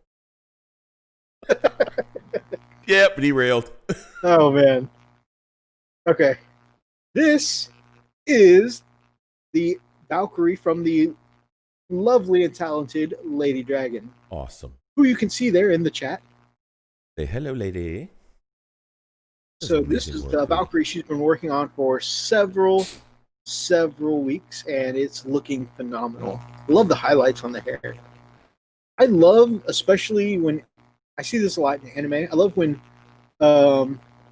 redheaded individuals have the streak of blonde in it. Got that rogue. No one knows but the Turks. The Turks and the negotiation division. Got that rogue look. Yeah, absolutely. This again, phenomenal job by Lady Dragon. I absolutely love how she's done the hair. It's one of my favorite things. The wood on the shield definitely looks like wood. On his stick. It sells it. It reminds me of that old school kind of shield. The sword, she's gone for a bronzy effect on the sword, which again, a lot of the Greek weapons and stuff like that were, have that kind of look to them. Really incredible. Honestly, it reminds me a lot of reading in the Percy Jackson books, where they're all using the bronze weapons. Very incredible work. Like, again, if you guys have seen our unboxing of Lady Dragon's works, this just reinforces to me Lady Dragon knows how to paint some pretty ladies for sure. Hell yeah. Oh, show. Oh, show. Like a jalapeno. In fact, if you're playing the Frosted Fist drinking game right now, definitely take your drink and, a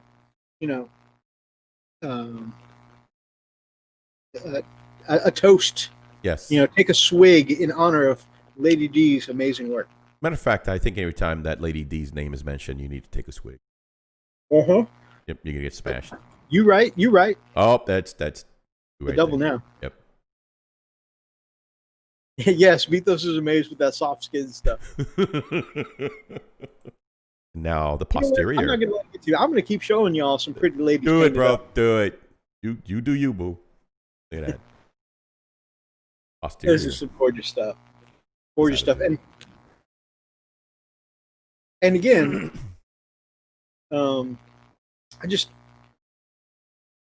I love in anything women that kick ass. And so this Valkyrie is like an amazing model. Really, really well done.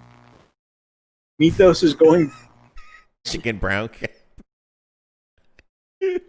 Chicken brown cow. Anyways, moving right along. I think that catches up. Yeah, art of the week. We did it. So we have almost an hour, more like 45 minutes to actually talk about the news, and we got a lot of news to talk about. That's actually not bad. And I'm going to derail us and bitch about some of the news a little bit. Oh God! But before we do that, before we take ourselves to the negative place, and guys, this is a bit. I'm not that salty. A lot of people assume I am, but I'm not that salty. But I do have some things I want to sit and talk about a little more with some of these. But before we do that, I want to bring ourselves to a positive place with some Chaplain emo. Oh, yes. Yes, indeed. So shall we then? Stand by for Chaplain emo.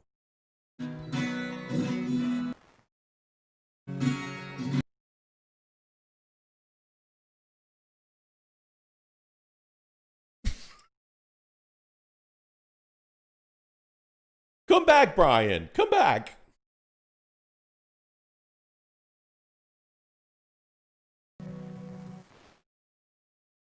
Hey, Methos? All right. So, great Chaplain, my man. Since you're here, we want to know what's on your mind, man. Is there anything in particular you want to talk about? I know every week when you show up, we ask you to bring us some message from the Emperor, but we never ask what's on the Chaplain's mind. So what do you want to talk about tonight, great Chaplain?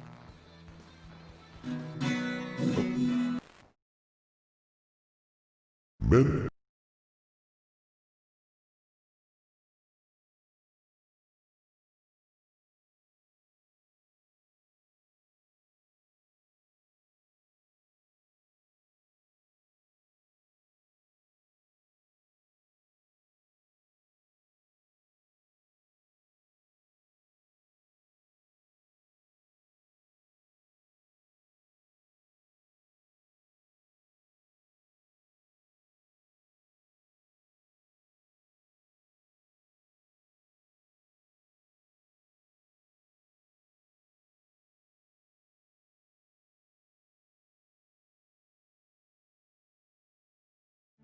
Men, a fellow by the name of Kaiser from Modeling for Advantage had asked me a question. He asked what would be my favorite Marilyn Manson song. And of course, not familiar with 21st century music, so I looked into archives and I did find The Speed of Pain would be my favorite. Because there's a knife for every day that I've known you. So true.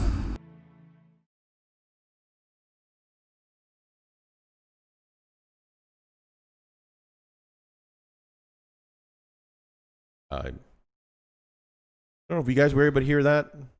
Did it finally come through? Yeah, we heard it on her end. Okay. Okay. Yeah. was his that was his favorite song? You know, I gotta say, for me, it's got to be The Beautiful People. That's a good flick. That's a good songwriter. People, beautiful people. Archer. Wow, that was depressing AF. I'll slap your grandma. Well, slap your grandma. Don't do that. He'll come running. Definitely don't do that in my house because my grandma's a former kickboxer who carries a cleaver in her purse. Oh my gosh. It's funny. So anybody who doesn't know, first of all, we Thai people are crazy. Second of all, so funny. So those of you who don't know, But Thai people are crazy. So Thai funny. people don't so Thai people have one kind of knife in most cases. So if they need to do something like some paring on a fruit, it's the big ass meat cleaver. Okay, if they need to slice a steak for dinner, it's the big ass meat cleaver. If they need to do something technical like boning a chicken, when they cut it off of the bone, they use the big ass meat cleaver. Everything's the big ass meat cleaver. And some of you may have seen before, an Asian meat cleaver is a big ass thing. And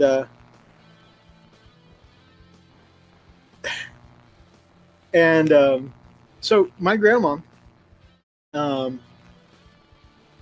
once bought a concealed carry. She was telling my mom about she's got a purse that has a concealed carry compartment, so that way she can carry her weapon with her. And I said, Grandma, you got a gun? And she goes, gun? What gun, stupid? No. And she reaches in, and in one quick draw motion, she pulls from this little concealed carry compartment. She pulls out this big-ass meat cleaver. And she says, I don't want no gun. I don't want to kill nobody. But if they come at me, I'm going to chop them. I was like, oh, shit.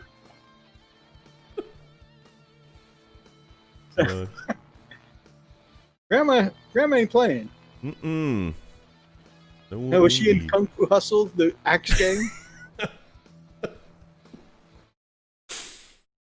Oh my God. Freak's grandma will swing at your head with the chancla. Right?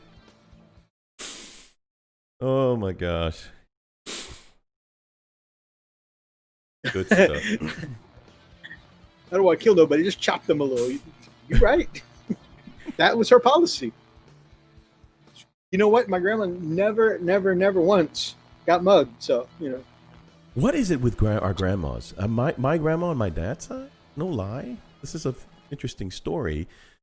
Her neighbor was burning trash in her yard, while the smoke was somehow seeping into my grandmother's kitchen, the kitchen window. My grandmother goes next door and just beats the snot out of her. Why that happened? Like, you don't mess with grandma. Don't mess with grandma. Holy crap. Oh, man. One of my old favorites is Grand Funk Railroad Inside Looking Out. Looking out when is time to feel the funk. I think we're still talking about Funk Girls. All right, got some news. By the way, Roxas said he would think that the changes to Overwatch would make me happy, and actually, that really does make me happy. There's a couple of things we're going to talk about tonight, though. That's one piece of news, and that one does make me happy. Freak, do you have a preference on where we start tonight? No matter, brother. You should select. What do you want to go with? Let's go with the cover and terrain because of the thumbnail, honestly. Gotcha. All right. And because, I'm going to bellyache a little bit. Of course. Hang on. Let me see if I can find it. Cover.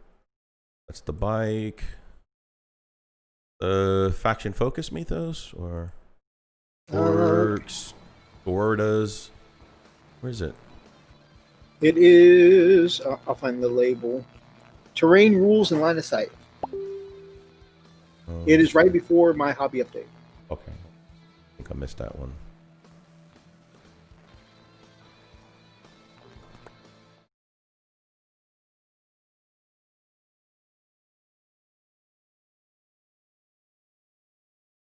Oh, okay. thank you, Brother Running Bear. I will definitely check that out. Okay. Do the salt now so the end of the show won't have that bitter taste. I'm not really salty, guys. I have some concerns, but I'm not really salty. You said it was right before which one, Methos? My hobby update, terrain rules, and line of sight. So right before the White Scar pictures. Yeah, I can't not believe I.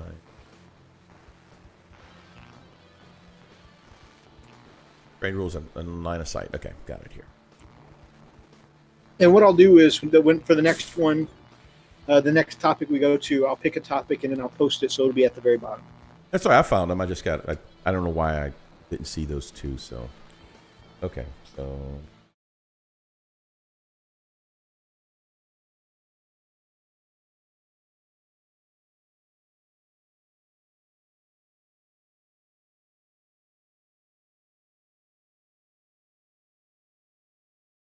And boom. I will join you on the salt about board size. You're not joining me on that one. I love the changes to the board size. I'm biased as hell. But as an all-Malay army, or used to former all-Malay army, I freaking love the changes to board size. Because anytime I used to face gunline armies, they would sit at the very end. We were playing long ways. Of course, they would sit on the very, very back edge. And it would take until turn 3 or 4 to make my charge all the way across the board. Okay, 4 is probably a little bit of a stretch. But, I mean, if your whole army is dead by the time you get there, there's no point. So, I always hated having to charge the 6x4. So I would always pray on the roll-off we didn't get, what was that, hammer and anvil the long way? Yeah. Terrain categories. So, of course, they're going to have different categories, and everything will fit into 4 categories. Mm-hmm. Hills, obstacles, terrain, and buildings. There are 4 different types. And there's going to be different keywords that are going to be associated with them. So we'll scroll down a little bit. Okay.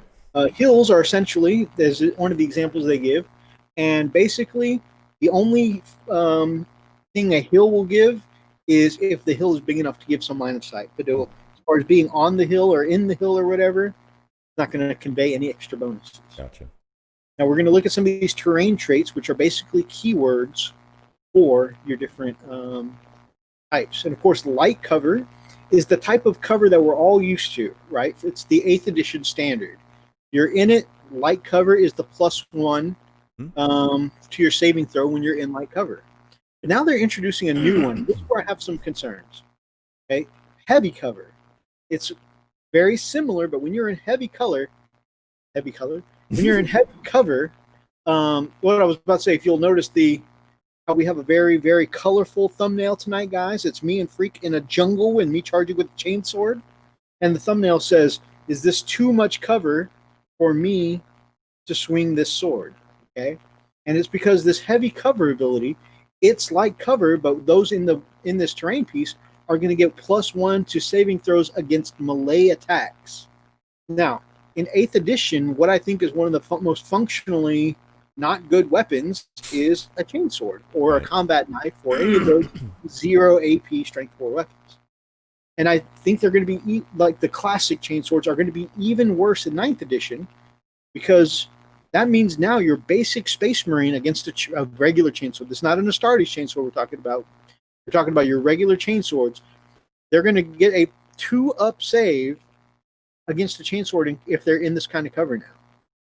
Isn't that crazy to me? That means you're having Terminator saves. Only ones will kill a regular tactical Marine in heavy cover with your chainsword. That is crazy to me. And then, heaven forbid, let's say that you get rushed by some Terminators that happen to be in this heavy cover. Now they're getting a 1-up save. So even if you manage to take a piece of AP off of them, you still got to fight past. Even a -1 AP will still bring them up to a 2-up save. So I mean, That's pretty crazy. Yeah, basically negates even if you had a -1 AP on your chainsword, it still negates it because of the heavy cover. So it's almost Exactly. like what's the purpose? So I mean, and this is why I don't believe already. I mean, already I struggle with chainswords, but I love my blood claws, so I take them anyways. But before, I have literally, and we've mentioned this before on the show, I have literally thrown over 30 attacks. I want to say the number was 36 or 37. 36 or 37 hits with my blood claws hit Freak in his unit of Space Marines. And on a regular 3-up save, I only got 2 wounds through. Out of 30-something, 36, 37 attacks.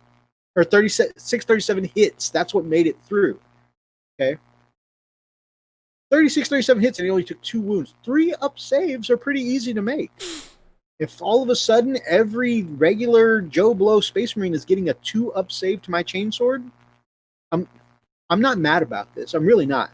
It's just I have concerns about it, and honestly, the way this makes me feel, I'm not mad. I'm just disappointed because I feel like it's time to make me retire my blood claws. And what's really sad for me is I had left them mostly unpaint changed from when I first built them because they were one of my first units of Space Wolves ever. And I still have a couple just for nostalgia that are still painted originally, but I redid most of my blood claws last year. And so they went from being one of my shame pieces, one of my worst painted units, to my current level of skill. And now they look great. They're gorgeous models now. You know, they really look like my current level of skill and theme. And they're beautiful, beautiful models. But honestly, I'm not mad, Freak. Stop putting up the song. I just unfortunately, I feel like it's time to retire them because Assault Marines and regular chainswords, it just doesn't feel like they're going to be worth it.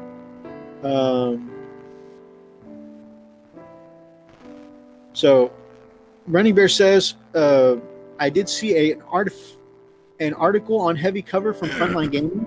It will be rarely used more for being behind barricades. It's possible. Like I said, we'll have to see the game to see actually how all these changes fit together. I'm curious to see what they define as heavy cover. You know what I'm saying? Because, I mean, you and I will probably rarely use it. That's just, you know, again, I think it's up to the players, you know, that it gives us the option.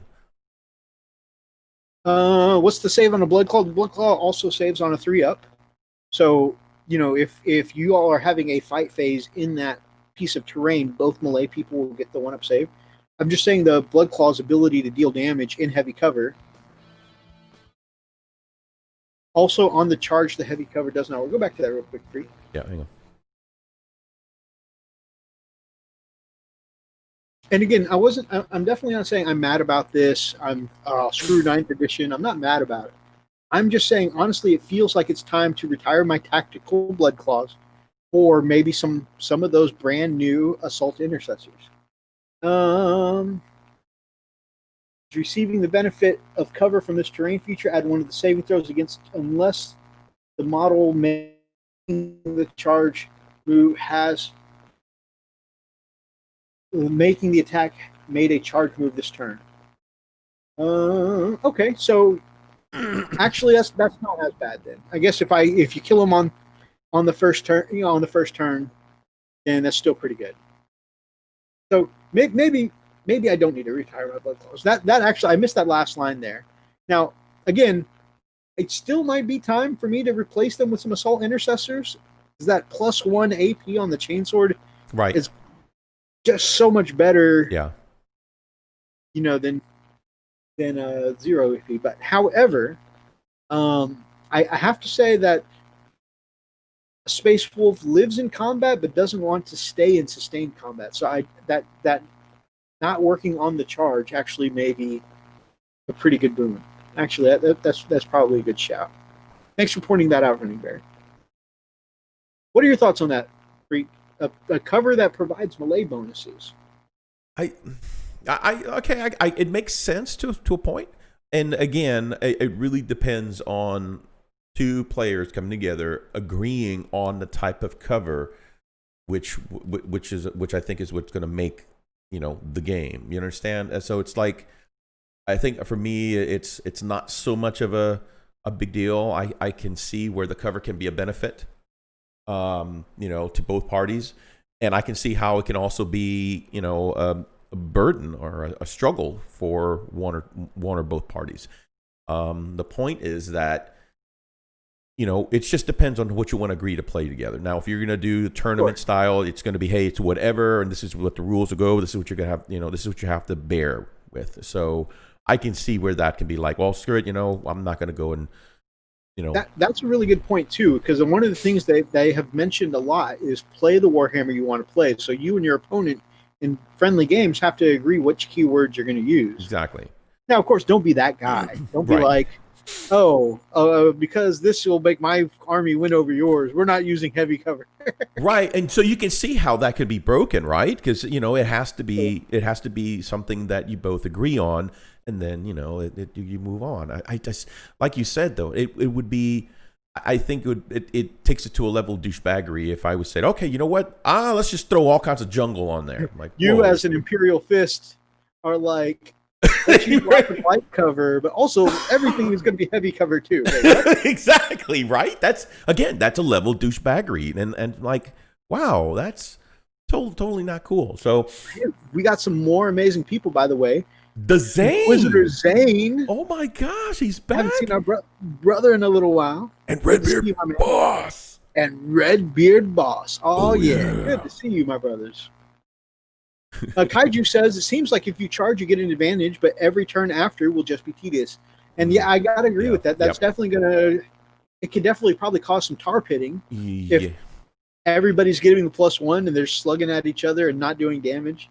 So I gotta make sure you make that turn you charge count. But you got to work for it, and that's just it, though. It's like, but see, I have to agree with you, Methos. It almost seems like the assault intercessors would probably be a little more effective. So I just call those blood claws.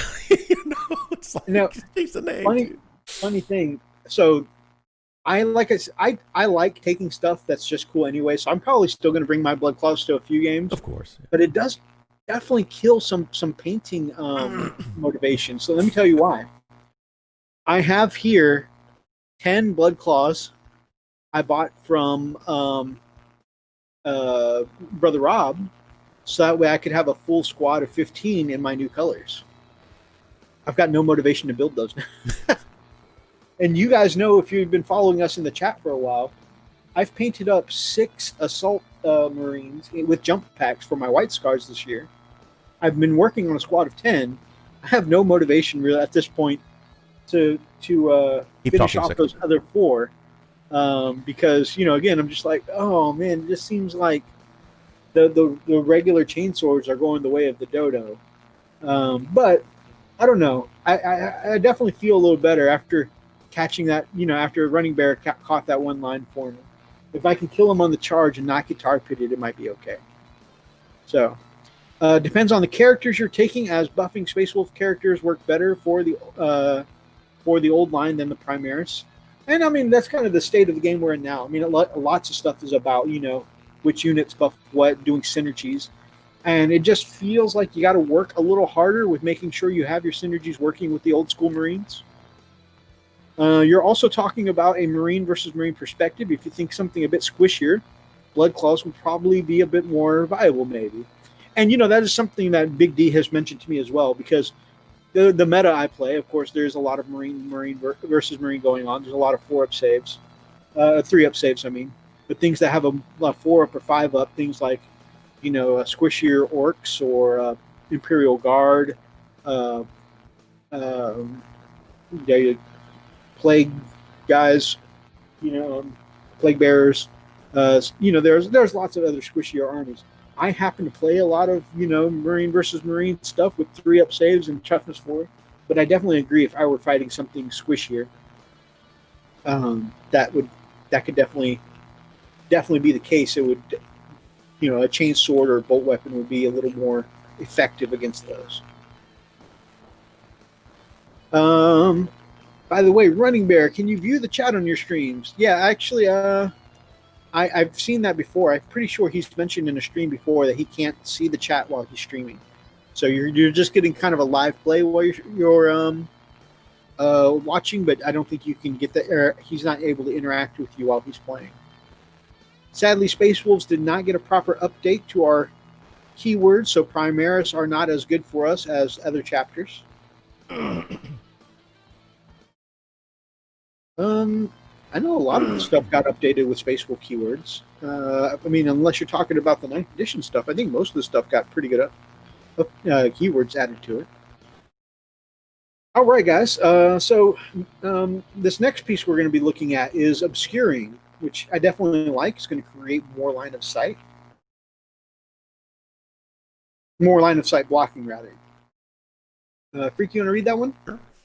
If excuse me, if this terrain feature is at least 5 inches in height, then models cannot see through or over this terrain feature. This means that one model is not visible to another if you cannot draw a straight line 1 millimeter in thickness between them without it passing through or over any part of this terrain feature. The height of a terrain feature is measured from the highest point on the terrain feature. Models that are on or within this terrain feature can be seen and targeted normally. Aircraft models and models with a wound's characteristics of 18 or more are visible and can be targeted even if this terrain feature is in between it and the firing model. Note that the reverse is not true. I love this rule, and let me tell you why. Now, this is back in 7th edition, so we're going back a ways. But man, I was once playing against a player who could see, the Rune Priest has his gun, the model has his arm up like this with a plasma pistol or bolt pistol, depending what your loadout is. But he's holding an axe to one side and he's got his bolt pistol up like this, right? I intentionally put him in the corner of some ruins so that way the corner of the building would form a V and make it hard for him to see. My opponent could see the wrist and the plasma pistol in his hand. He's like, I could see that. Riptide deleted all my Rune Priests, and back then I needed my Rune Priest for my Malay army because there used to be Geomancy where you could pick up a piece of terrain and surf it across the board. I used to love that move. Anyways, so my Malay pieces that were stuck on that piece of terrain got tar pitted, and that's also the game that I lost like 850 points out of an 1850 list or 1800 point list. Just gone first turn. Anyways, so it just the thing that was giving the buff to everything nearby, you could see the wrist and the plasma pistol and annihilated my Rune Priest. It was very frustrating. Very, very frustrating. So this is cool that, again, if you're in some ruins, then it's got this the line of sight blocking rule for obscuring. Now, notice that it says that if it's between them, right? So if you're in the obscuring piece of terrain, I think you can still shoot out and be shot at in, but it's just if you're on the other side that it can. Also, I like that they take into consideration that if you're a squad of guys, you can shoot at aircrafts flying in the sky because it's a big plane you can see. But if you're in, if you're in the cover and again, that line of sight works so that way it's harder for the plane to see a couple of guys hiding in terrain. But guys in the terrain can look up and shoot at a giant plane flying overhead. Right. So apparently larger models and flying models as well. So cool. I like it. I like it a lot. Yeah, because it's definitely a characteristics or wound characteristics of 18 or more. So that's going to be a very large. Like a knight. Like a knight. Yep. We've had Elstonation in the house. Okay, real quick. While we've got him here, I wanted to go through this week's 100% true Elstonation fact. You mind? Go for it, dude. I know we're in the middle of news. I'm kind of interrupting. Got the Bossa Nova going now. Say what? Oh, I got the Bossa Nova going now. Alrighty. All right, so guys, once again, we have had research based on some facts we read in the National Enquirer, which is an absolute 100% true news source. Yep. We've assigned scientists and researchers to find this out for us, and they came back with some positive results. And guys, what our scientists and researchers have found through their studies is that by using tantric painting rituals, Elsta Nation can paint much, much longer than the average man should be able to. Whoa. Hours and hours longer than any other man. Whoa. Wow. Guys, That's we need to find out what these tantric painting rituals are. But I break bet that you, code, you know? Break that code. I really, really bet you that those tantric painting rituals can make me perform better at the paint desk. And that, guys, is your 100% true Elsta Nation fact for this week. Love it. Good job. Yeah. All right, back to our news article. All right.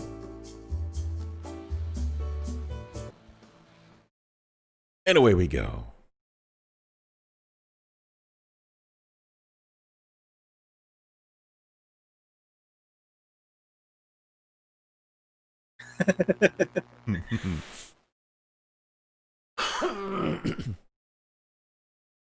I want to see it in writing. Prove it.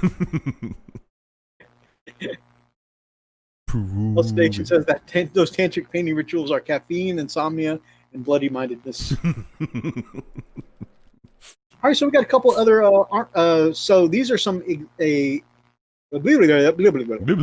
are some specific terrain examples here, and you can see it's got a category, one of the 4 kinds of pieces it could be, and they're the terrain traits, those keywords we talked about. Mm-hmm. So this one, area terrain. So we're talking about ruins now. It's area terrain. It is scalable. It is so scalable. They haven't confirmed yet. But It can be, yeah, like climb. we can probably guess that means you can climb. You can go up the floors of the ruins, right? Mm-hmm. Mm-hmm. Breachable. Yep. That's probably where the 8th edition rules are now. Infantry can walk through ruins as if the walls aren't there. It's probably what breachable is going to be. Again, not confirmed. It's just based on what we know about 8th edition rules. Those are likely to be applicable. Light cover, we already mentioned. That's what we know and love. That's the +1 to being shot at. If you remember in 8th edition, though, they did make it to where terrain is destroyable or destructible, you know, so. Right. And technically that's always been a thing, but Sure. that's always been one of those rules that no one uses. Right, exactly. Which is poor Imperial Fist. They're like, we have a rule that helps us destroy buildings. But No one uses them. who's going to fight against the freaking building? Yeah, I'm coming after you, building. We have bonuses if we set our bolters against this building. Jimmy, please stop shooting the building with the bolter. But I'm doing good. I almost got him dead. All right. It is defensible. Yeah. Now, I'm interested to see what the defensible keyword does. Zane says, I bayonet charge the building. For the Emperor! I just imagine Wile E. Coyote. He's got, the bayonet stuck in the building, and he's just like springboarding up and down. So defensible, which we don't know what that keyword does yet, and then obscuring, which we've already talked about as far as line of sight goes. So pretty cool. Armored container. Freak, you want to take that one? Yep, basically says these vast steel containers are built strong to protect the cargo within. So basically they're just containers like connexes, I guess. They have the terrain categories, obstacles, and then terrain traits, light cover, scalable, and exposed position. That's a lot of stuff to remember, man. Now that's interesting. So that means if you're standing on the That's what I was looking at you too. get the +1 light cover? Maybe, but you also exposed position, so you're still... Interesting. Yeah. It'll be interesting to see what those keywords mean. But again, you can see scalable again there, so I'm pretty sure that is we're right about that. Scalable means you can go up can the climb floor. it. Yep.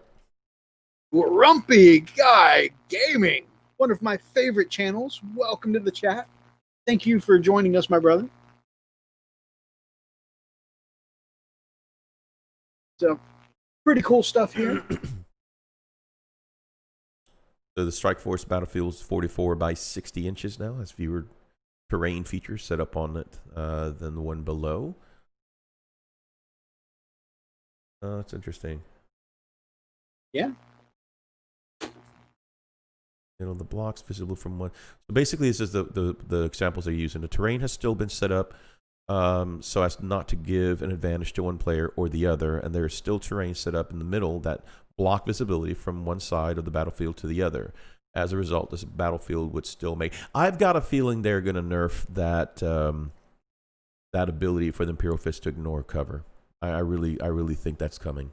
I don't know. That's trademark Imperial Fist right there. It really is, but it's since they're really pushing very heavily this whole terrain thing. I think they're going to take that away. Big D asked me the other day. He's like, "What kind of game are you playing where all your tacticals are killed by turn 3?" And I'm like, "Tacticals are just really easy to kill in my experience. Plus, I don't even know what a cover save looks like because my main opponents have been in life Imperial Guard, Imperial Fist, Cow, Eldar, and they've all had ways to ignore cover. So I'm just like, what? Yeah. I hear the words "you don't get cover" in my sleep. I really do. That's sad.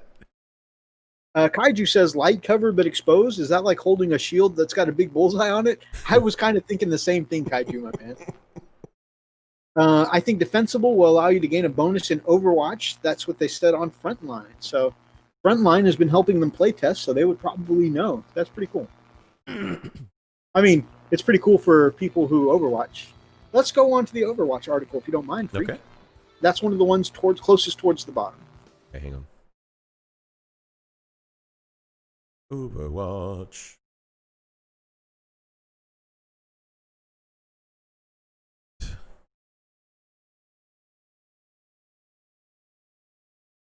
Here. Overwatch.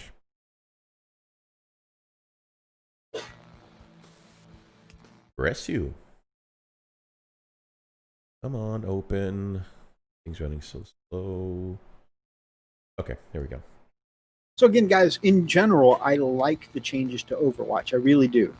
The thing about the heavy cover, again, I had some concerns about, especially with classic chainswords before. And while I think it may be time to give way from the tactical marine to the intercessors and the assault intercessors, I really genuinely, a lot of people feel like I'm a salty person. I genuinely like the changes to terrain overall.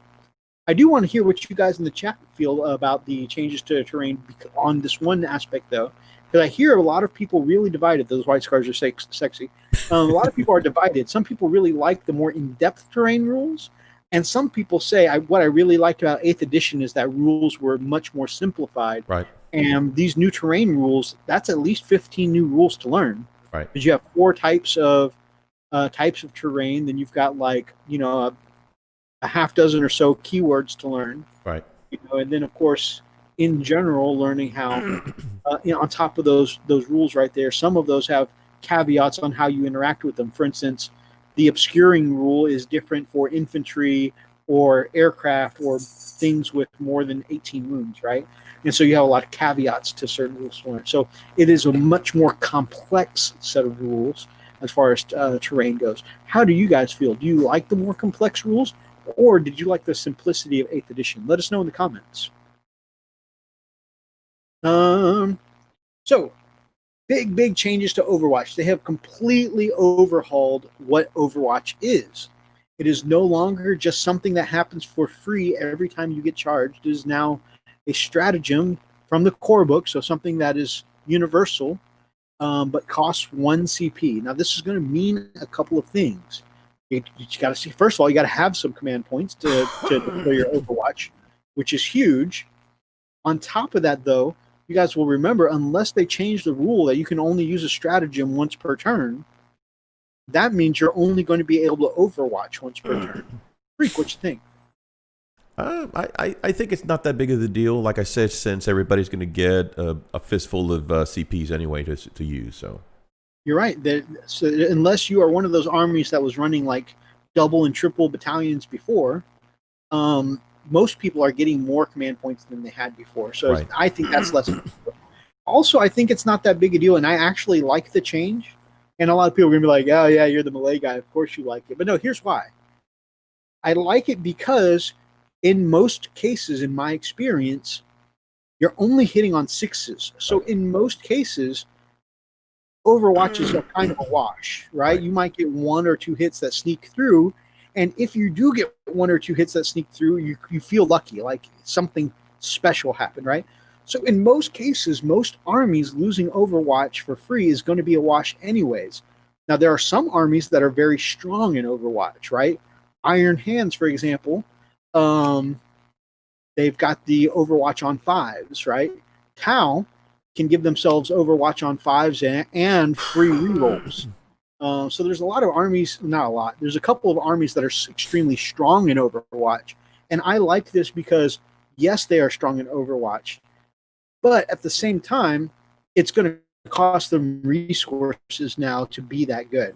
And I think it's better to have those armies that are amazing at Overwatch. At least it costs them resources now, unless instead of just being, I'm going to ream you for free every single time you declare Overwatch, because that's what And I think they should be. They are shooting armies. They should be good at Overwatch, but also I like that it costs them resources. So I think it's a good balance. The armies that aren't so good at they're for a lot of armies, it's not going to be missed, right? You might have scored 1 or 2 wounds in Overwatch for free before. Now, because you're unlikely to do any damage, you could just skip the Overwatch and say, I'm going to save my CP. Those armies that know they're going to do well in Overwatch, hey, it's worth the CP spend. I think it's a good balance.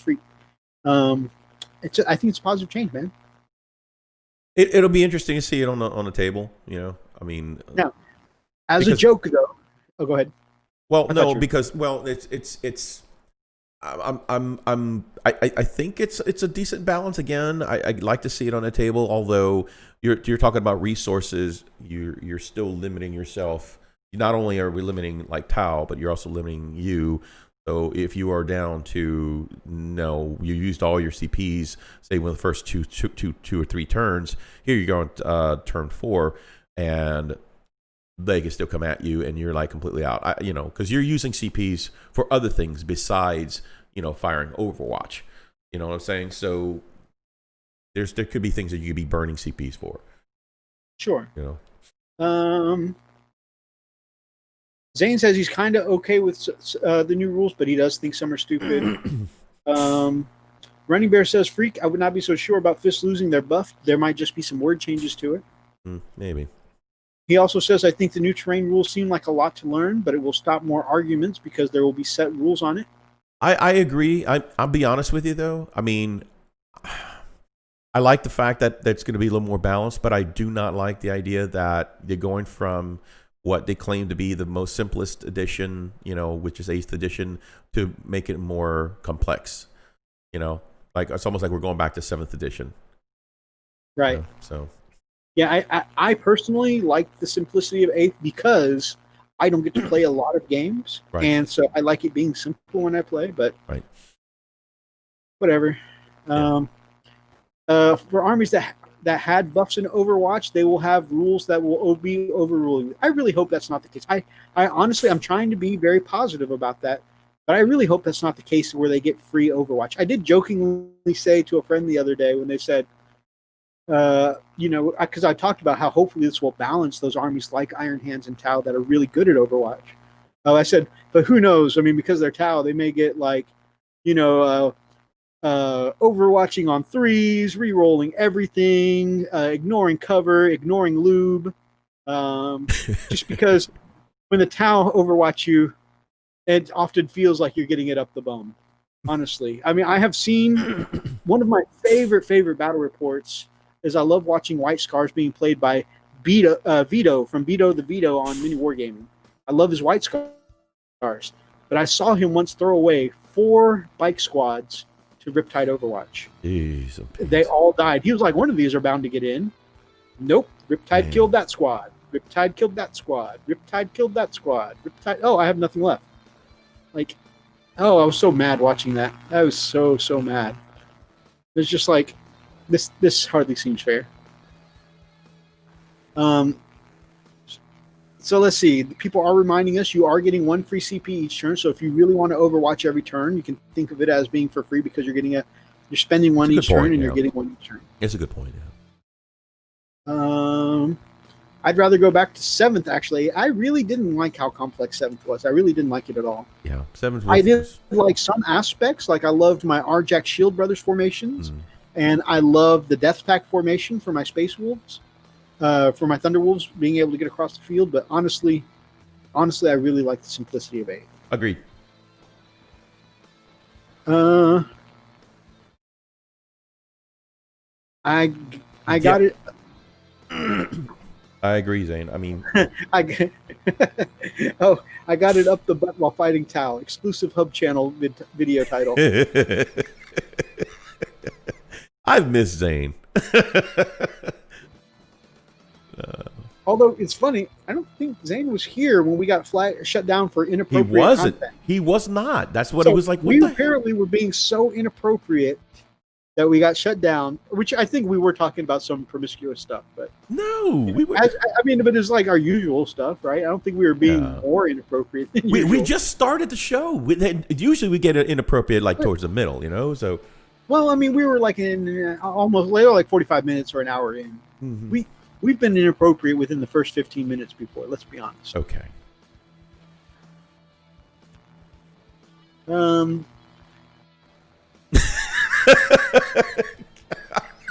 Anyways, we'll skip over that so we don't get shut down again. All right. So yeah, I think we had a little bit more about Overwatch to look at, brother. Yeah.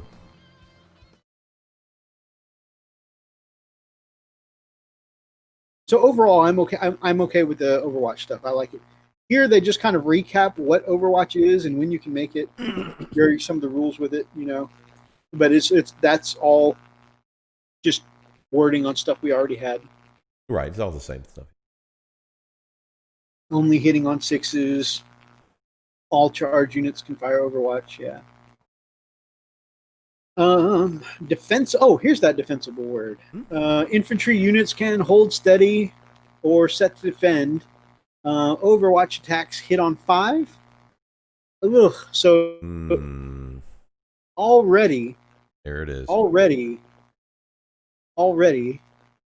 and you see this. I'm twitching already. So already, the tower getting to Overwatch on 5s. And then they can use one of their abilities or whatever to give themselves +1, because before they were already overwatching on 5s. Does this mean that their +1 to Overwatch means they can Overwatch for free on 4s now with their ability? Is that what I'm hearing? Because we all know if they have the ability to do so, they will set up every POW in a defensible piece of terrain, right? Right. So just sit back, hide, and just kill. I swear to God, I've just developed a twitch in my eye. I think I'm having an aneurysm. So, am I seeing that right? Are Tau getting free Overwatch on 4s? Is that happening right now? Okay, I said I didn't have anything to get salty about tonight. Apparently, I missed this shit right here. Actually, that's not even the appropriate one. It's more like this one here.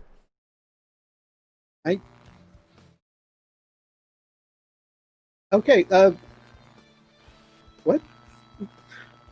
And they had to put the mofos. That they know what they were doing. They knew exactly what they were doing when they put the picture of the tower right there. You saw that. Hey, let's look at that. Yep, let's look at that back. You know what? I don't want people to feel like they come to our channel and it's uncomfortably angry. I'm not gonna. You know what? I'm not even gonna worry about it right now. That's Future Methos' problem. Actually, it's not even Future Methos' problem because I have a strict policy on that helps me not stress out about that. So just woosah. Woosah. What's my policy, Freak? We hate Tau because Tau suck. That's the policy. We don't accept games against the Tau. This is true. That is very true. Woosah. I honestly swear to the light just now. I could feel my blood pressure rising right now. Easy, Bubba, easy. Could you get that picture off the screen, please? Look at this. It says cool-headed. Look. That says cool-headed. Here, look. Cool-headed. You can re-roll Failed morale test. Oh God, like it really matters. Zang, what are you doing here?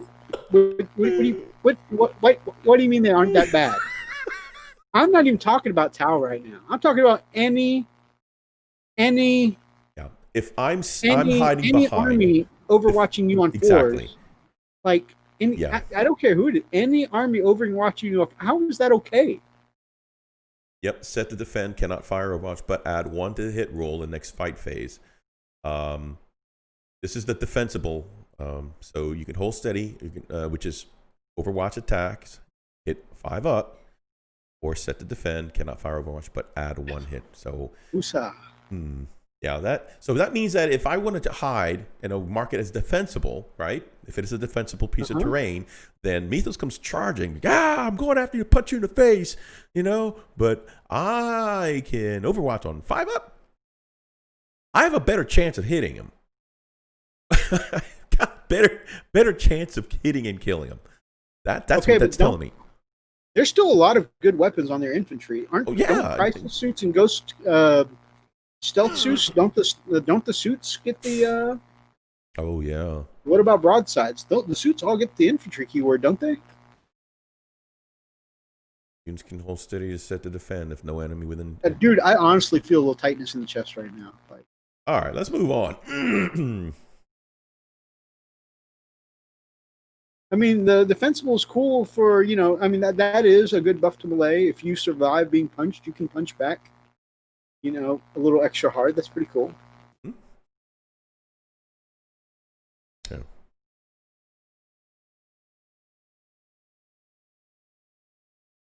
About something a little more happy.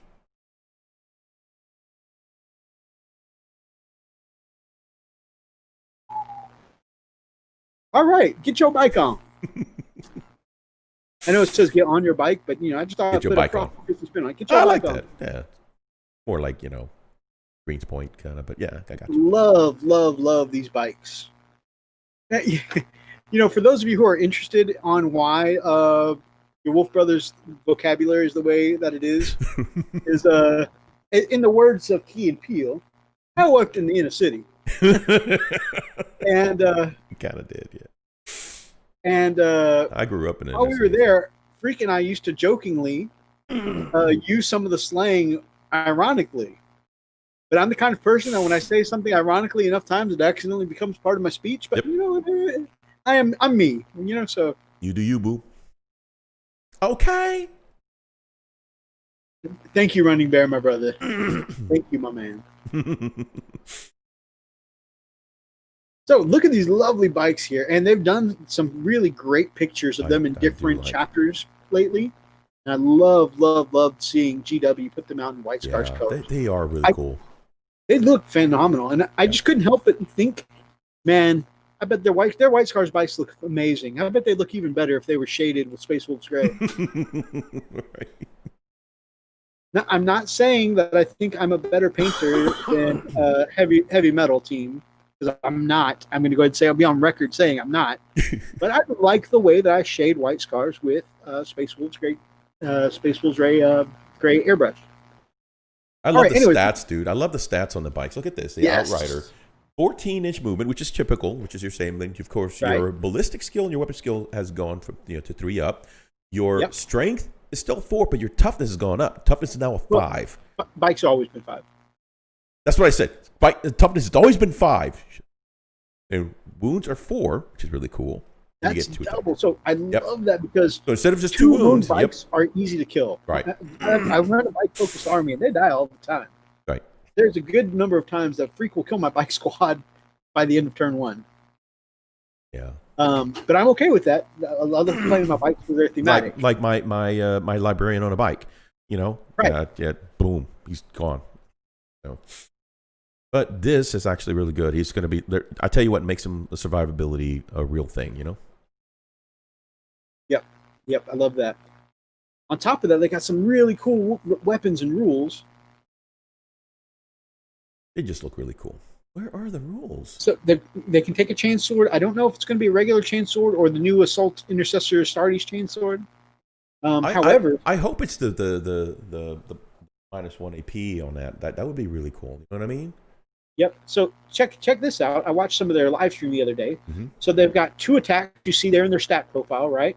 Mm-hmm. Plus they come with a chainsword, which is going to give them another attack, right? So that's 3. Plus shock assault, that's going to give them 4. Right.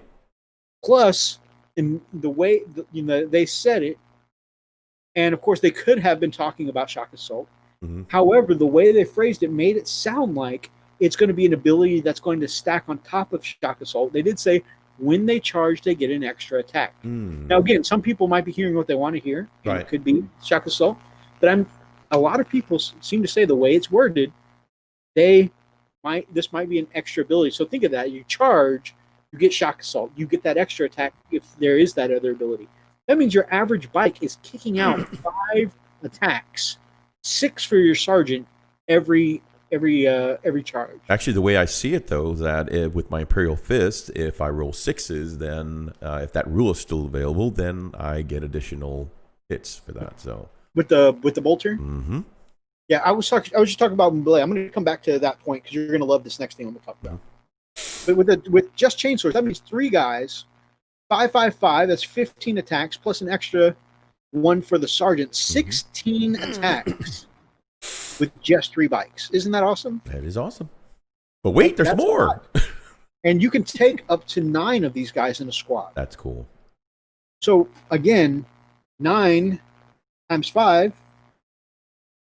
Freak. 45. Good. 35, right? No. 45. 45. 45. Asians who are bad at math. 45. Plus the extra 1 for the sergeant. So that's a potential 46 chainsword hits. Jesus. So, at that point, good night, Grumpy. Have a good day at work, man. Take care, brother. 46 hits is a lot of hits. So even though, again, I have concern, I mentioned AP, low AP weapons, AP 0 if it's a regular chainsword. All about the numbers. Don't tend to get a lot of wounds through. Still, 40-something hits. I mean, that's a lot of forcing them to roll, some potential ones there. Yep, so yep. it could still be good.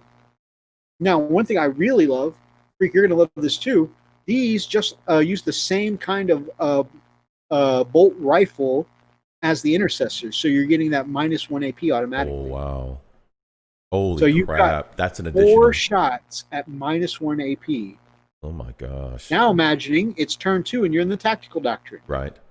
4 shots at -2 AP for every single bike. So now you've got 3 bikes. Boom! That's going to be 12 shots at -2 AP during your tactical phase. Oof. That's shredding there. Yeah, that's good. These are going to be so good. Yeah. During tactical. Yep. And then, if they make it to turn 3, because I have a feeling these are going to get focused. Yeah. But I want to buy 9 of them now. Same thing. I want to have this as the core of my white scars now. Yeah. But think of, if you take 9 of them, and I mentioned that you can get up to 46 attacks, right? Right. Think of white scars. Okay, first of all, being in the assault doctrine, right? You're getting that -1 AP. So even if it's just a regular chainsword, -1 is great. White Scar's ability, though, in the tactical or in the assault doctrine, they get +1 damage. So that is a whole lot of chainsword attacks coming in at 2 damage apiece. That's a lot of damage, bro. Yeah. So I think this could be really good. I think I like the fact too that it's not limited to shooting. It's also geared for melee as well. Yeah, it seems to do a good job of both. Yeah. Again, they're not like, it's not a power fist. It's not Right. a tank hunting weapon. Right. But it is a good middling ground Right. of both abilities, right? It's what the cavalry really, the Thunderbolt cavalry really should have been. You know? No, I'm not going to agree with you on that. You've seen my cavalry are tank hunters, right? Yeah, they power fist and hammer. Yeah, they used to be. They hit tanks and dreadnoughts, and I don't like putting them. I feel like it's a waste of points to send them up against infantry. It really is. Unless I'm sending them up against some of your heavy hitters like aggressors, centurions. Right. Centurions for sure, yeah. But Nice. yeah, this is a good all around. I mean, it's something that's still going to be it's a mulcher is what it is. It's going to be able to take down a high number of targets a high number of targets, but it's an infantry killer, Right. but it does a nice spread of melee and shooting damage to infantry targets. I think it's a balanced vehicle. I really do. It's really is. It's a great. It is a very strong. Yeah. But yeah, it's got a great balance too. It's got a utility, Mm-hmm. It can 14-inch movement. It can take objectives. Yep. It can do the shooting. It can do the chopping. Yep. Yeah. Again, I think it's a great balance, and it's got survivability too. I like that. It makes me excited to play White Scars. Yeah. It's funny because sometimes in current White Scars, you take an attack bike as part of your bikes, so that way you can at least have one bike that's got 4 wounds. But now they're all come with 4 wounds. Right. Wait, Salt is being ready for the Thunderwolves. Damn GW. I still love Thunderwolves. I think right now, after Psychic Awakening, Thunderwolves are the best they've been. Yeah, I think they're going to keep them. They're going to keep them viable. So the only thing I think could be better is I miss the Death Pact formation where they could advance and charge. That was the 7th, yeah. Yeah, that was 7th edition. You won't want any of the elites like a bike over 5-man squad, or if any. Oh, because of the blast weapon rule. That's okay. I think I will still want these bikes in a 9-man squad. I mean, a little extra damage from the blast weapons. It is what it is. I think I'll take the consequences of blast weapons and still deal with the and still deal with certain, not every unit, but certain units being a bit bigger. Now, my cavalry, these special bikes, my big heavy hitters that work better in big squads. Do you know about the changes to blast weapons, Freak? No, I haven't seen it. So basically, there are certain weapons that they'll deem blast weapons. Okay. And if it's got a blast keyword, basically if it's a 1 to 5-man squad, it's got 1 profile. If it's got 6 or more, it hits another it gets a little bit of a buff. And if it's shooting against something that's got 11 or more units, then it's going to have even bigger buff. That sounds so much like 7th round. That well, really it's not giving you the template; it's just giving you more damage. Right. It's not making it super, tar pitting at least. But one of the things that I think though is that that's fine. It's making it so that way something like your big guns, and I think they haven't confirmed all the things that will get the blast rule, but I think like a battle cannon on a tank, like a Lehman Russ tank, should be able to kill a bigger splash of 30 grots, right? Yeah. So I think it makes sense. These weapons that do explosive kind of damage. So we've taken a little peek at some of the rules. We didn't get through a whole lot of the new stuff that come out, but we got a little peek at the 9th edition. I know we're a little past our time. Freak, you got any closing thoughts, brother? I do. Okay, so we're getting. Switch this real quick. Hold on. And bring this up. So, honestly, I have to kind of step back. You know me, right? I got to step back and kind of take it all in and kind of pace myself, because honestly, I liked 8th edition, like you said, because of the simplicity. I like the fact that they really, really pushed, making it simple, keeping it simple, making it ready for somebody to jump on in to play, making it more viable and more attractive for a new person to jump in and play. That was the big seller in 8th edition. And I'm jumping on a salt wagon now because, I know some friends, I know some people that want to start playing. They watch our stuff, like my daughter's boyfriend, it's like he wants to start playing. But now we are going to throw onto them a more complex system, probably not to the scale of 7th edition, I get it, but complex regardless. So now you've got more. We got terrain rules to worry about. Now we've got to worry about all these other keywords. We're adding more keywords. So I get it. They're doing it for the sake of leveling everything out. I understand.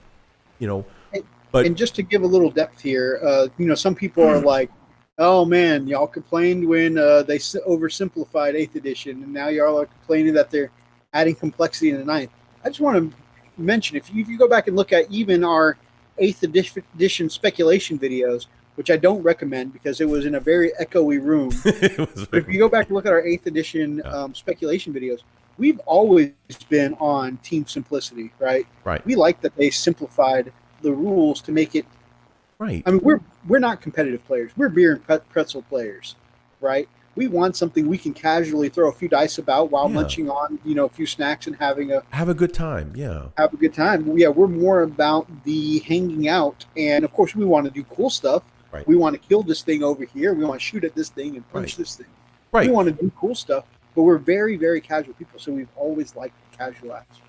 Right. That's exactly right. Now, I just remember how much it took for me just to get a partial grasp, because I didn't even get a full grasp of 7th edition. We played an entire year of me getting into 7th. And I was like, oh, you can do that. Oh, I have to do this. Oh, there was so much that I was missing that I was not even playing to my fullest potential in 7th. And then we went to 8th edition. I'm like, holy crap, this is great. It's so much simpler. I can bring my friends and people that, and here's the thing. A lot of people started playing Warhammer because of 8th edition. It made it very, very attractive. And now we are oversimplifying it now. We're making it a little more complex. Again, I get the argument that it's more balanced. Fine. And tactical is the other thing a lot of people say. Right. So, and I love them. Don't get me wrong, especially the models. Oh my God, I'm in love with some of the new stuff that's coming out. The bikes. And honestly, for me, the assaults intercessors, holy crap. Now that's going to be super awesome. Okay. I'm loving that. But honestly, I'm like you with the Tau, my level of, I get overwhelmed when I get a lot of stuff thrown at me at once. And I'm thinking already like, not feeling this, too well here. So I'm going to sit back. I'm going to watch, see how things turn out. The rules haven't come out yet. I want to see the core rules, and then I'll make my judgment on that. So I want to give you props and add to your point as I give you props. This right now, this version of Freak is the most engaged here in 8th edition that I've ever seen him play. During 7th, it was a more complex rule system, and as a result, Freak did kind of spend some time relying on, what do I do to do this? What do I roll for this? We leaned more onto, and we joke, we mentioned this with Kaiser last week. Every gaming group's got your rules guy who really knows the rules better than you. We really kind of leaned on Brother Ethan and Brother Zai, like, what's this again? Right. And, of course, I bought supplements like Curse of the Wolfen and stuff like that, and I did some of my own research, but Freak was a little less engaged at that point. It was kind of, he would build his list the way he wanted it, and then, not have access to some of the strategies and stuff that would help his army work better. And now Freak is doing his own research. This is, I want to look into using this command point or this stratagem. This ability. I want to, use these aggressors for this strategy. This is the most tactical I've seen him play, because he's more comfortable in the rule system.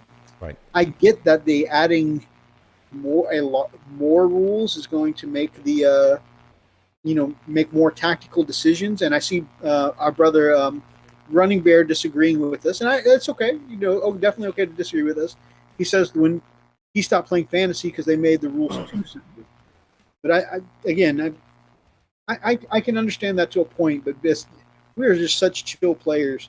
We would rather have the simple version of the rules and still, just enjoy each other's company as opposed to playing the more complex game. I'm open to learning the more complex game, but I think my preference, is still going to be here in 8th edition.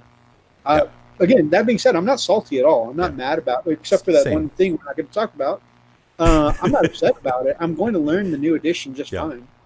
And I'm going to tell you what I'm going to do. I'm going to buy the new rule book because, it's as along a lifelong role player, you always got to have your own copies of the book so you I can agree. reference what you Hard need to. copy. Yep. And I will probably read it and not understand it. What I will do is I'll watch YouTube videos on people say this is how you play 9th edition, because I'm better if I see it in action. Yep. Right. So that's what I'm gonna do. I really hope Mini Wargamer J does a 9th edition. He didn't do an 8th edition, but his How to Play 7th edition was the best explanation. I learned so much from that. Agreed.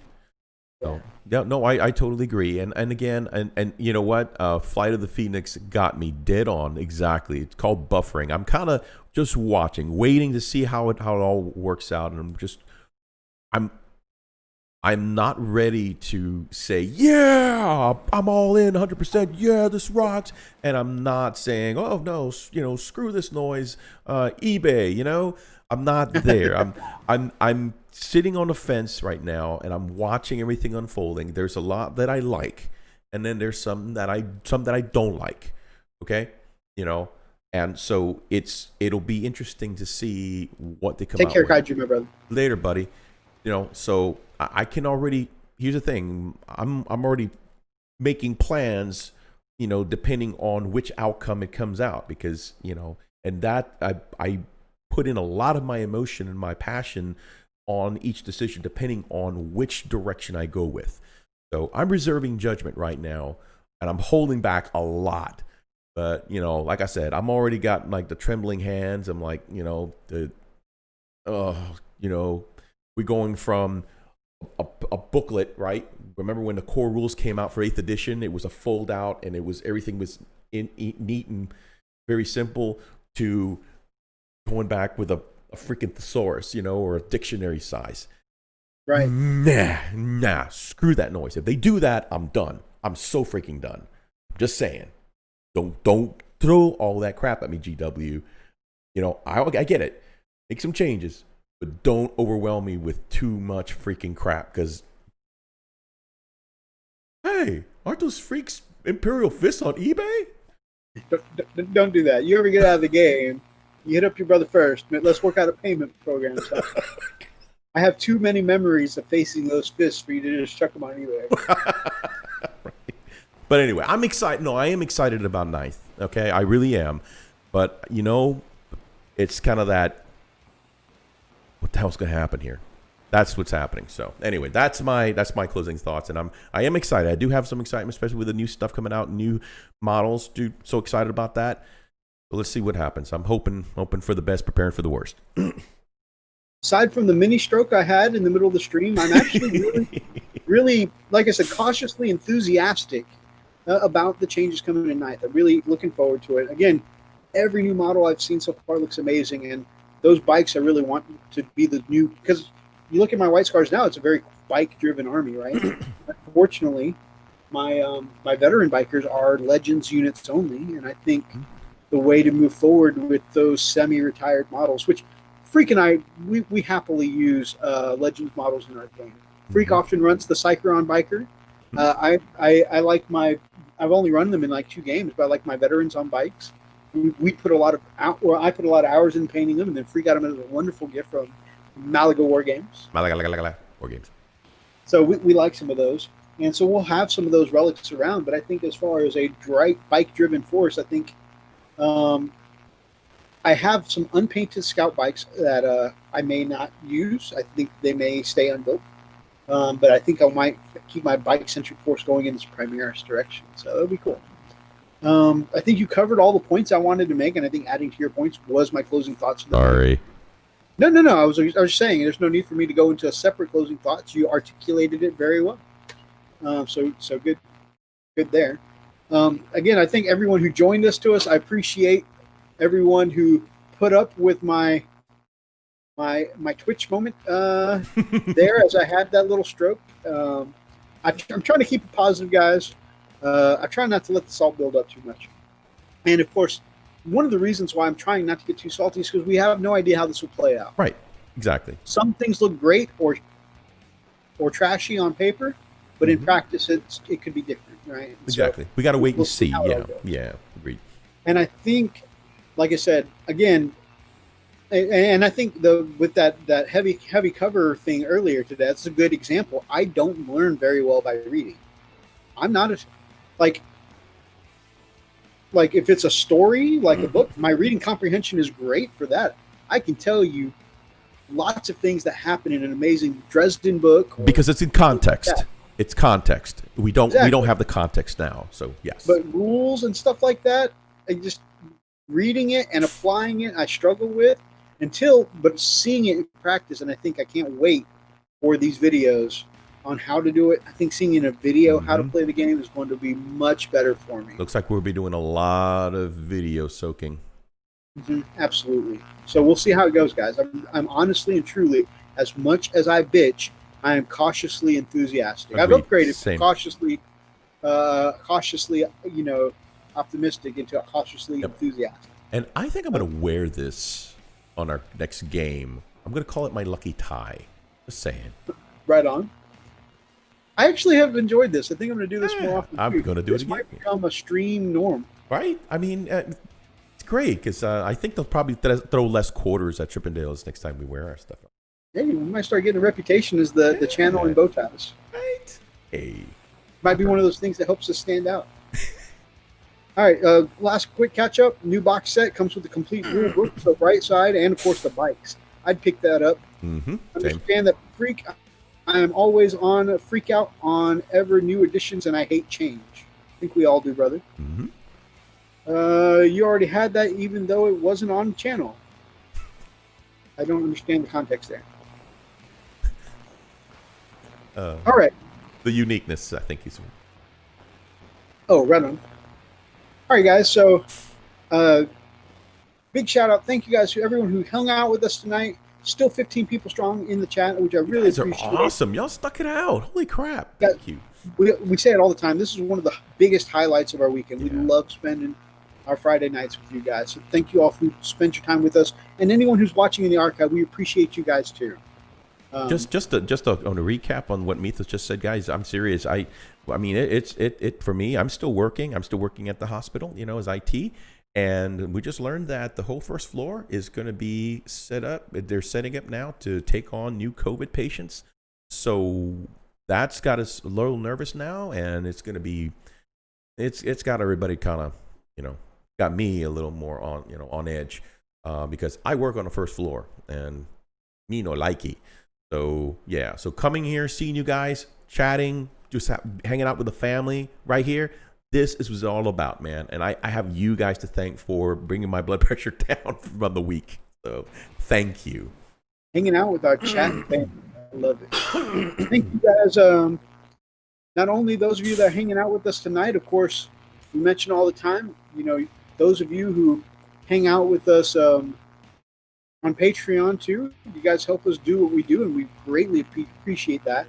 And of course, this is where I get excited, guys.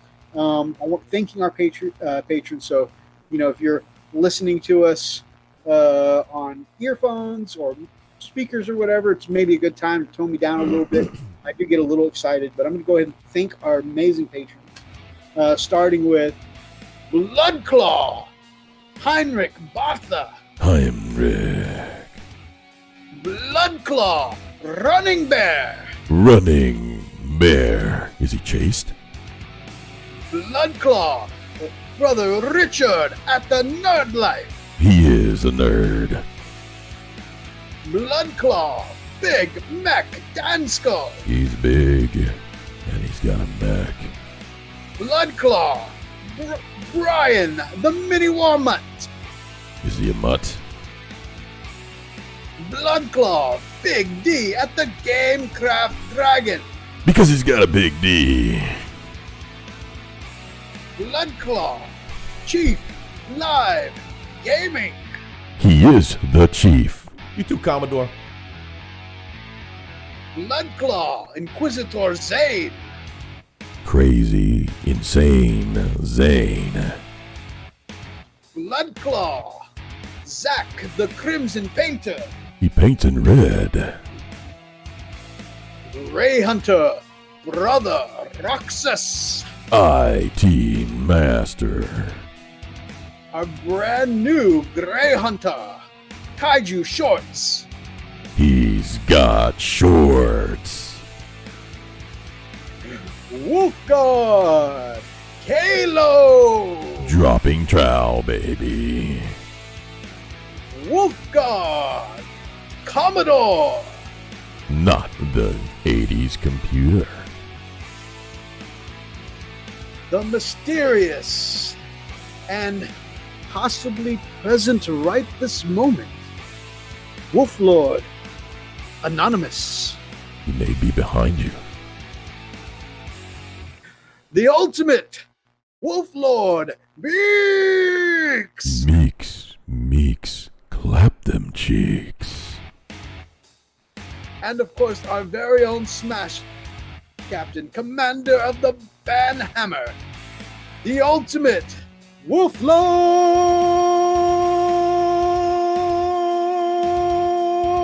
Archer. Oh yeah, baby. Guys, thank you all so much for watching. We greatly appreciate you. Again, late happy birthday, Freak. Thank you. If you guys enjoyed tonight, then please make sure that you grab up an ox and smash that like button in the name of the Emperor. Drop us some comments down below and make sure that you jump in to be part of any of these ridiculous conversations. I love that. Or if you have any strong opinions on 9th edition and want to talk to us about that, feel free to jump in on the chat there. If you guys are not yet subscribed to the channel, then Ricolicious Come on! and I would love to have you as part of the pack, part of our hobby family and community here on the Frost and Fist. Until next time, guys. Stay frosty. It's Friday night, so you know what that means. But first, our contestants. He works in the IT department of his local potato field. Please welcome Methos! He paints the tattoos of his daughter's boyfriend, all while wearing no pants. Please welcome Freak!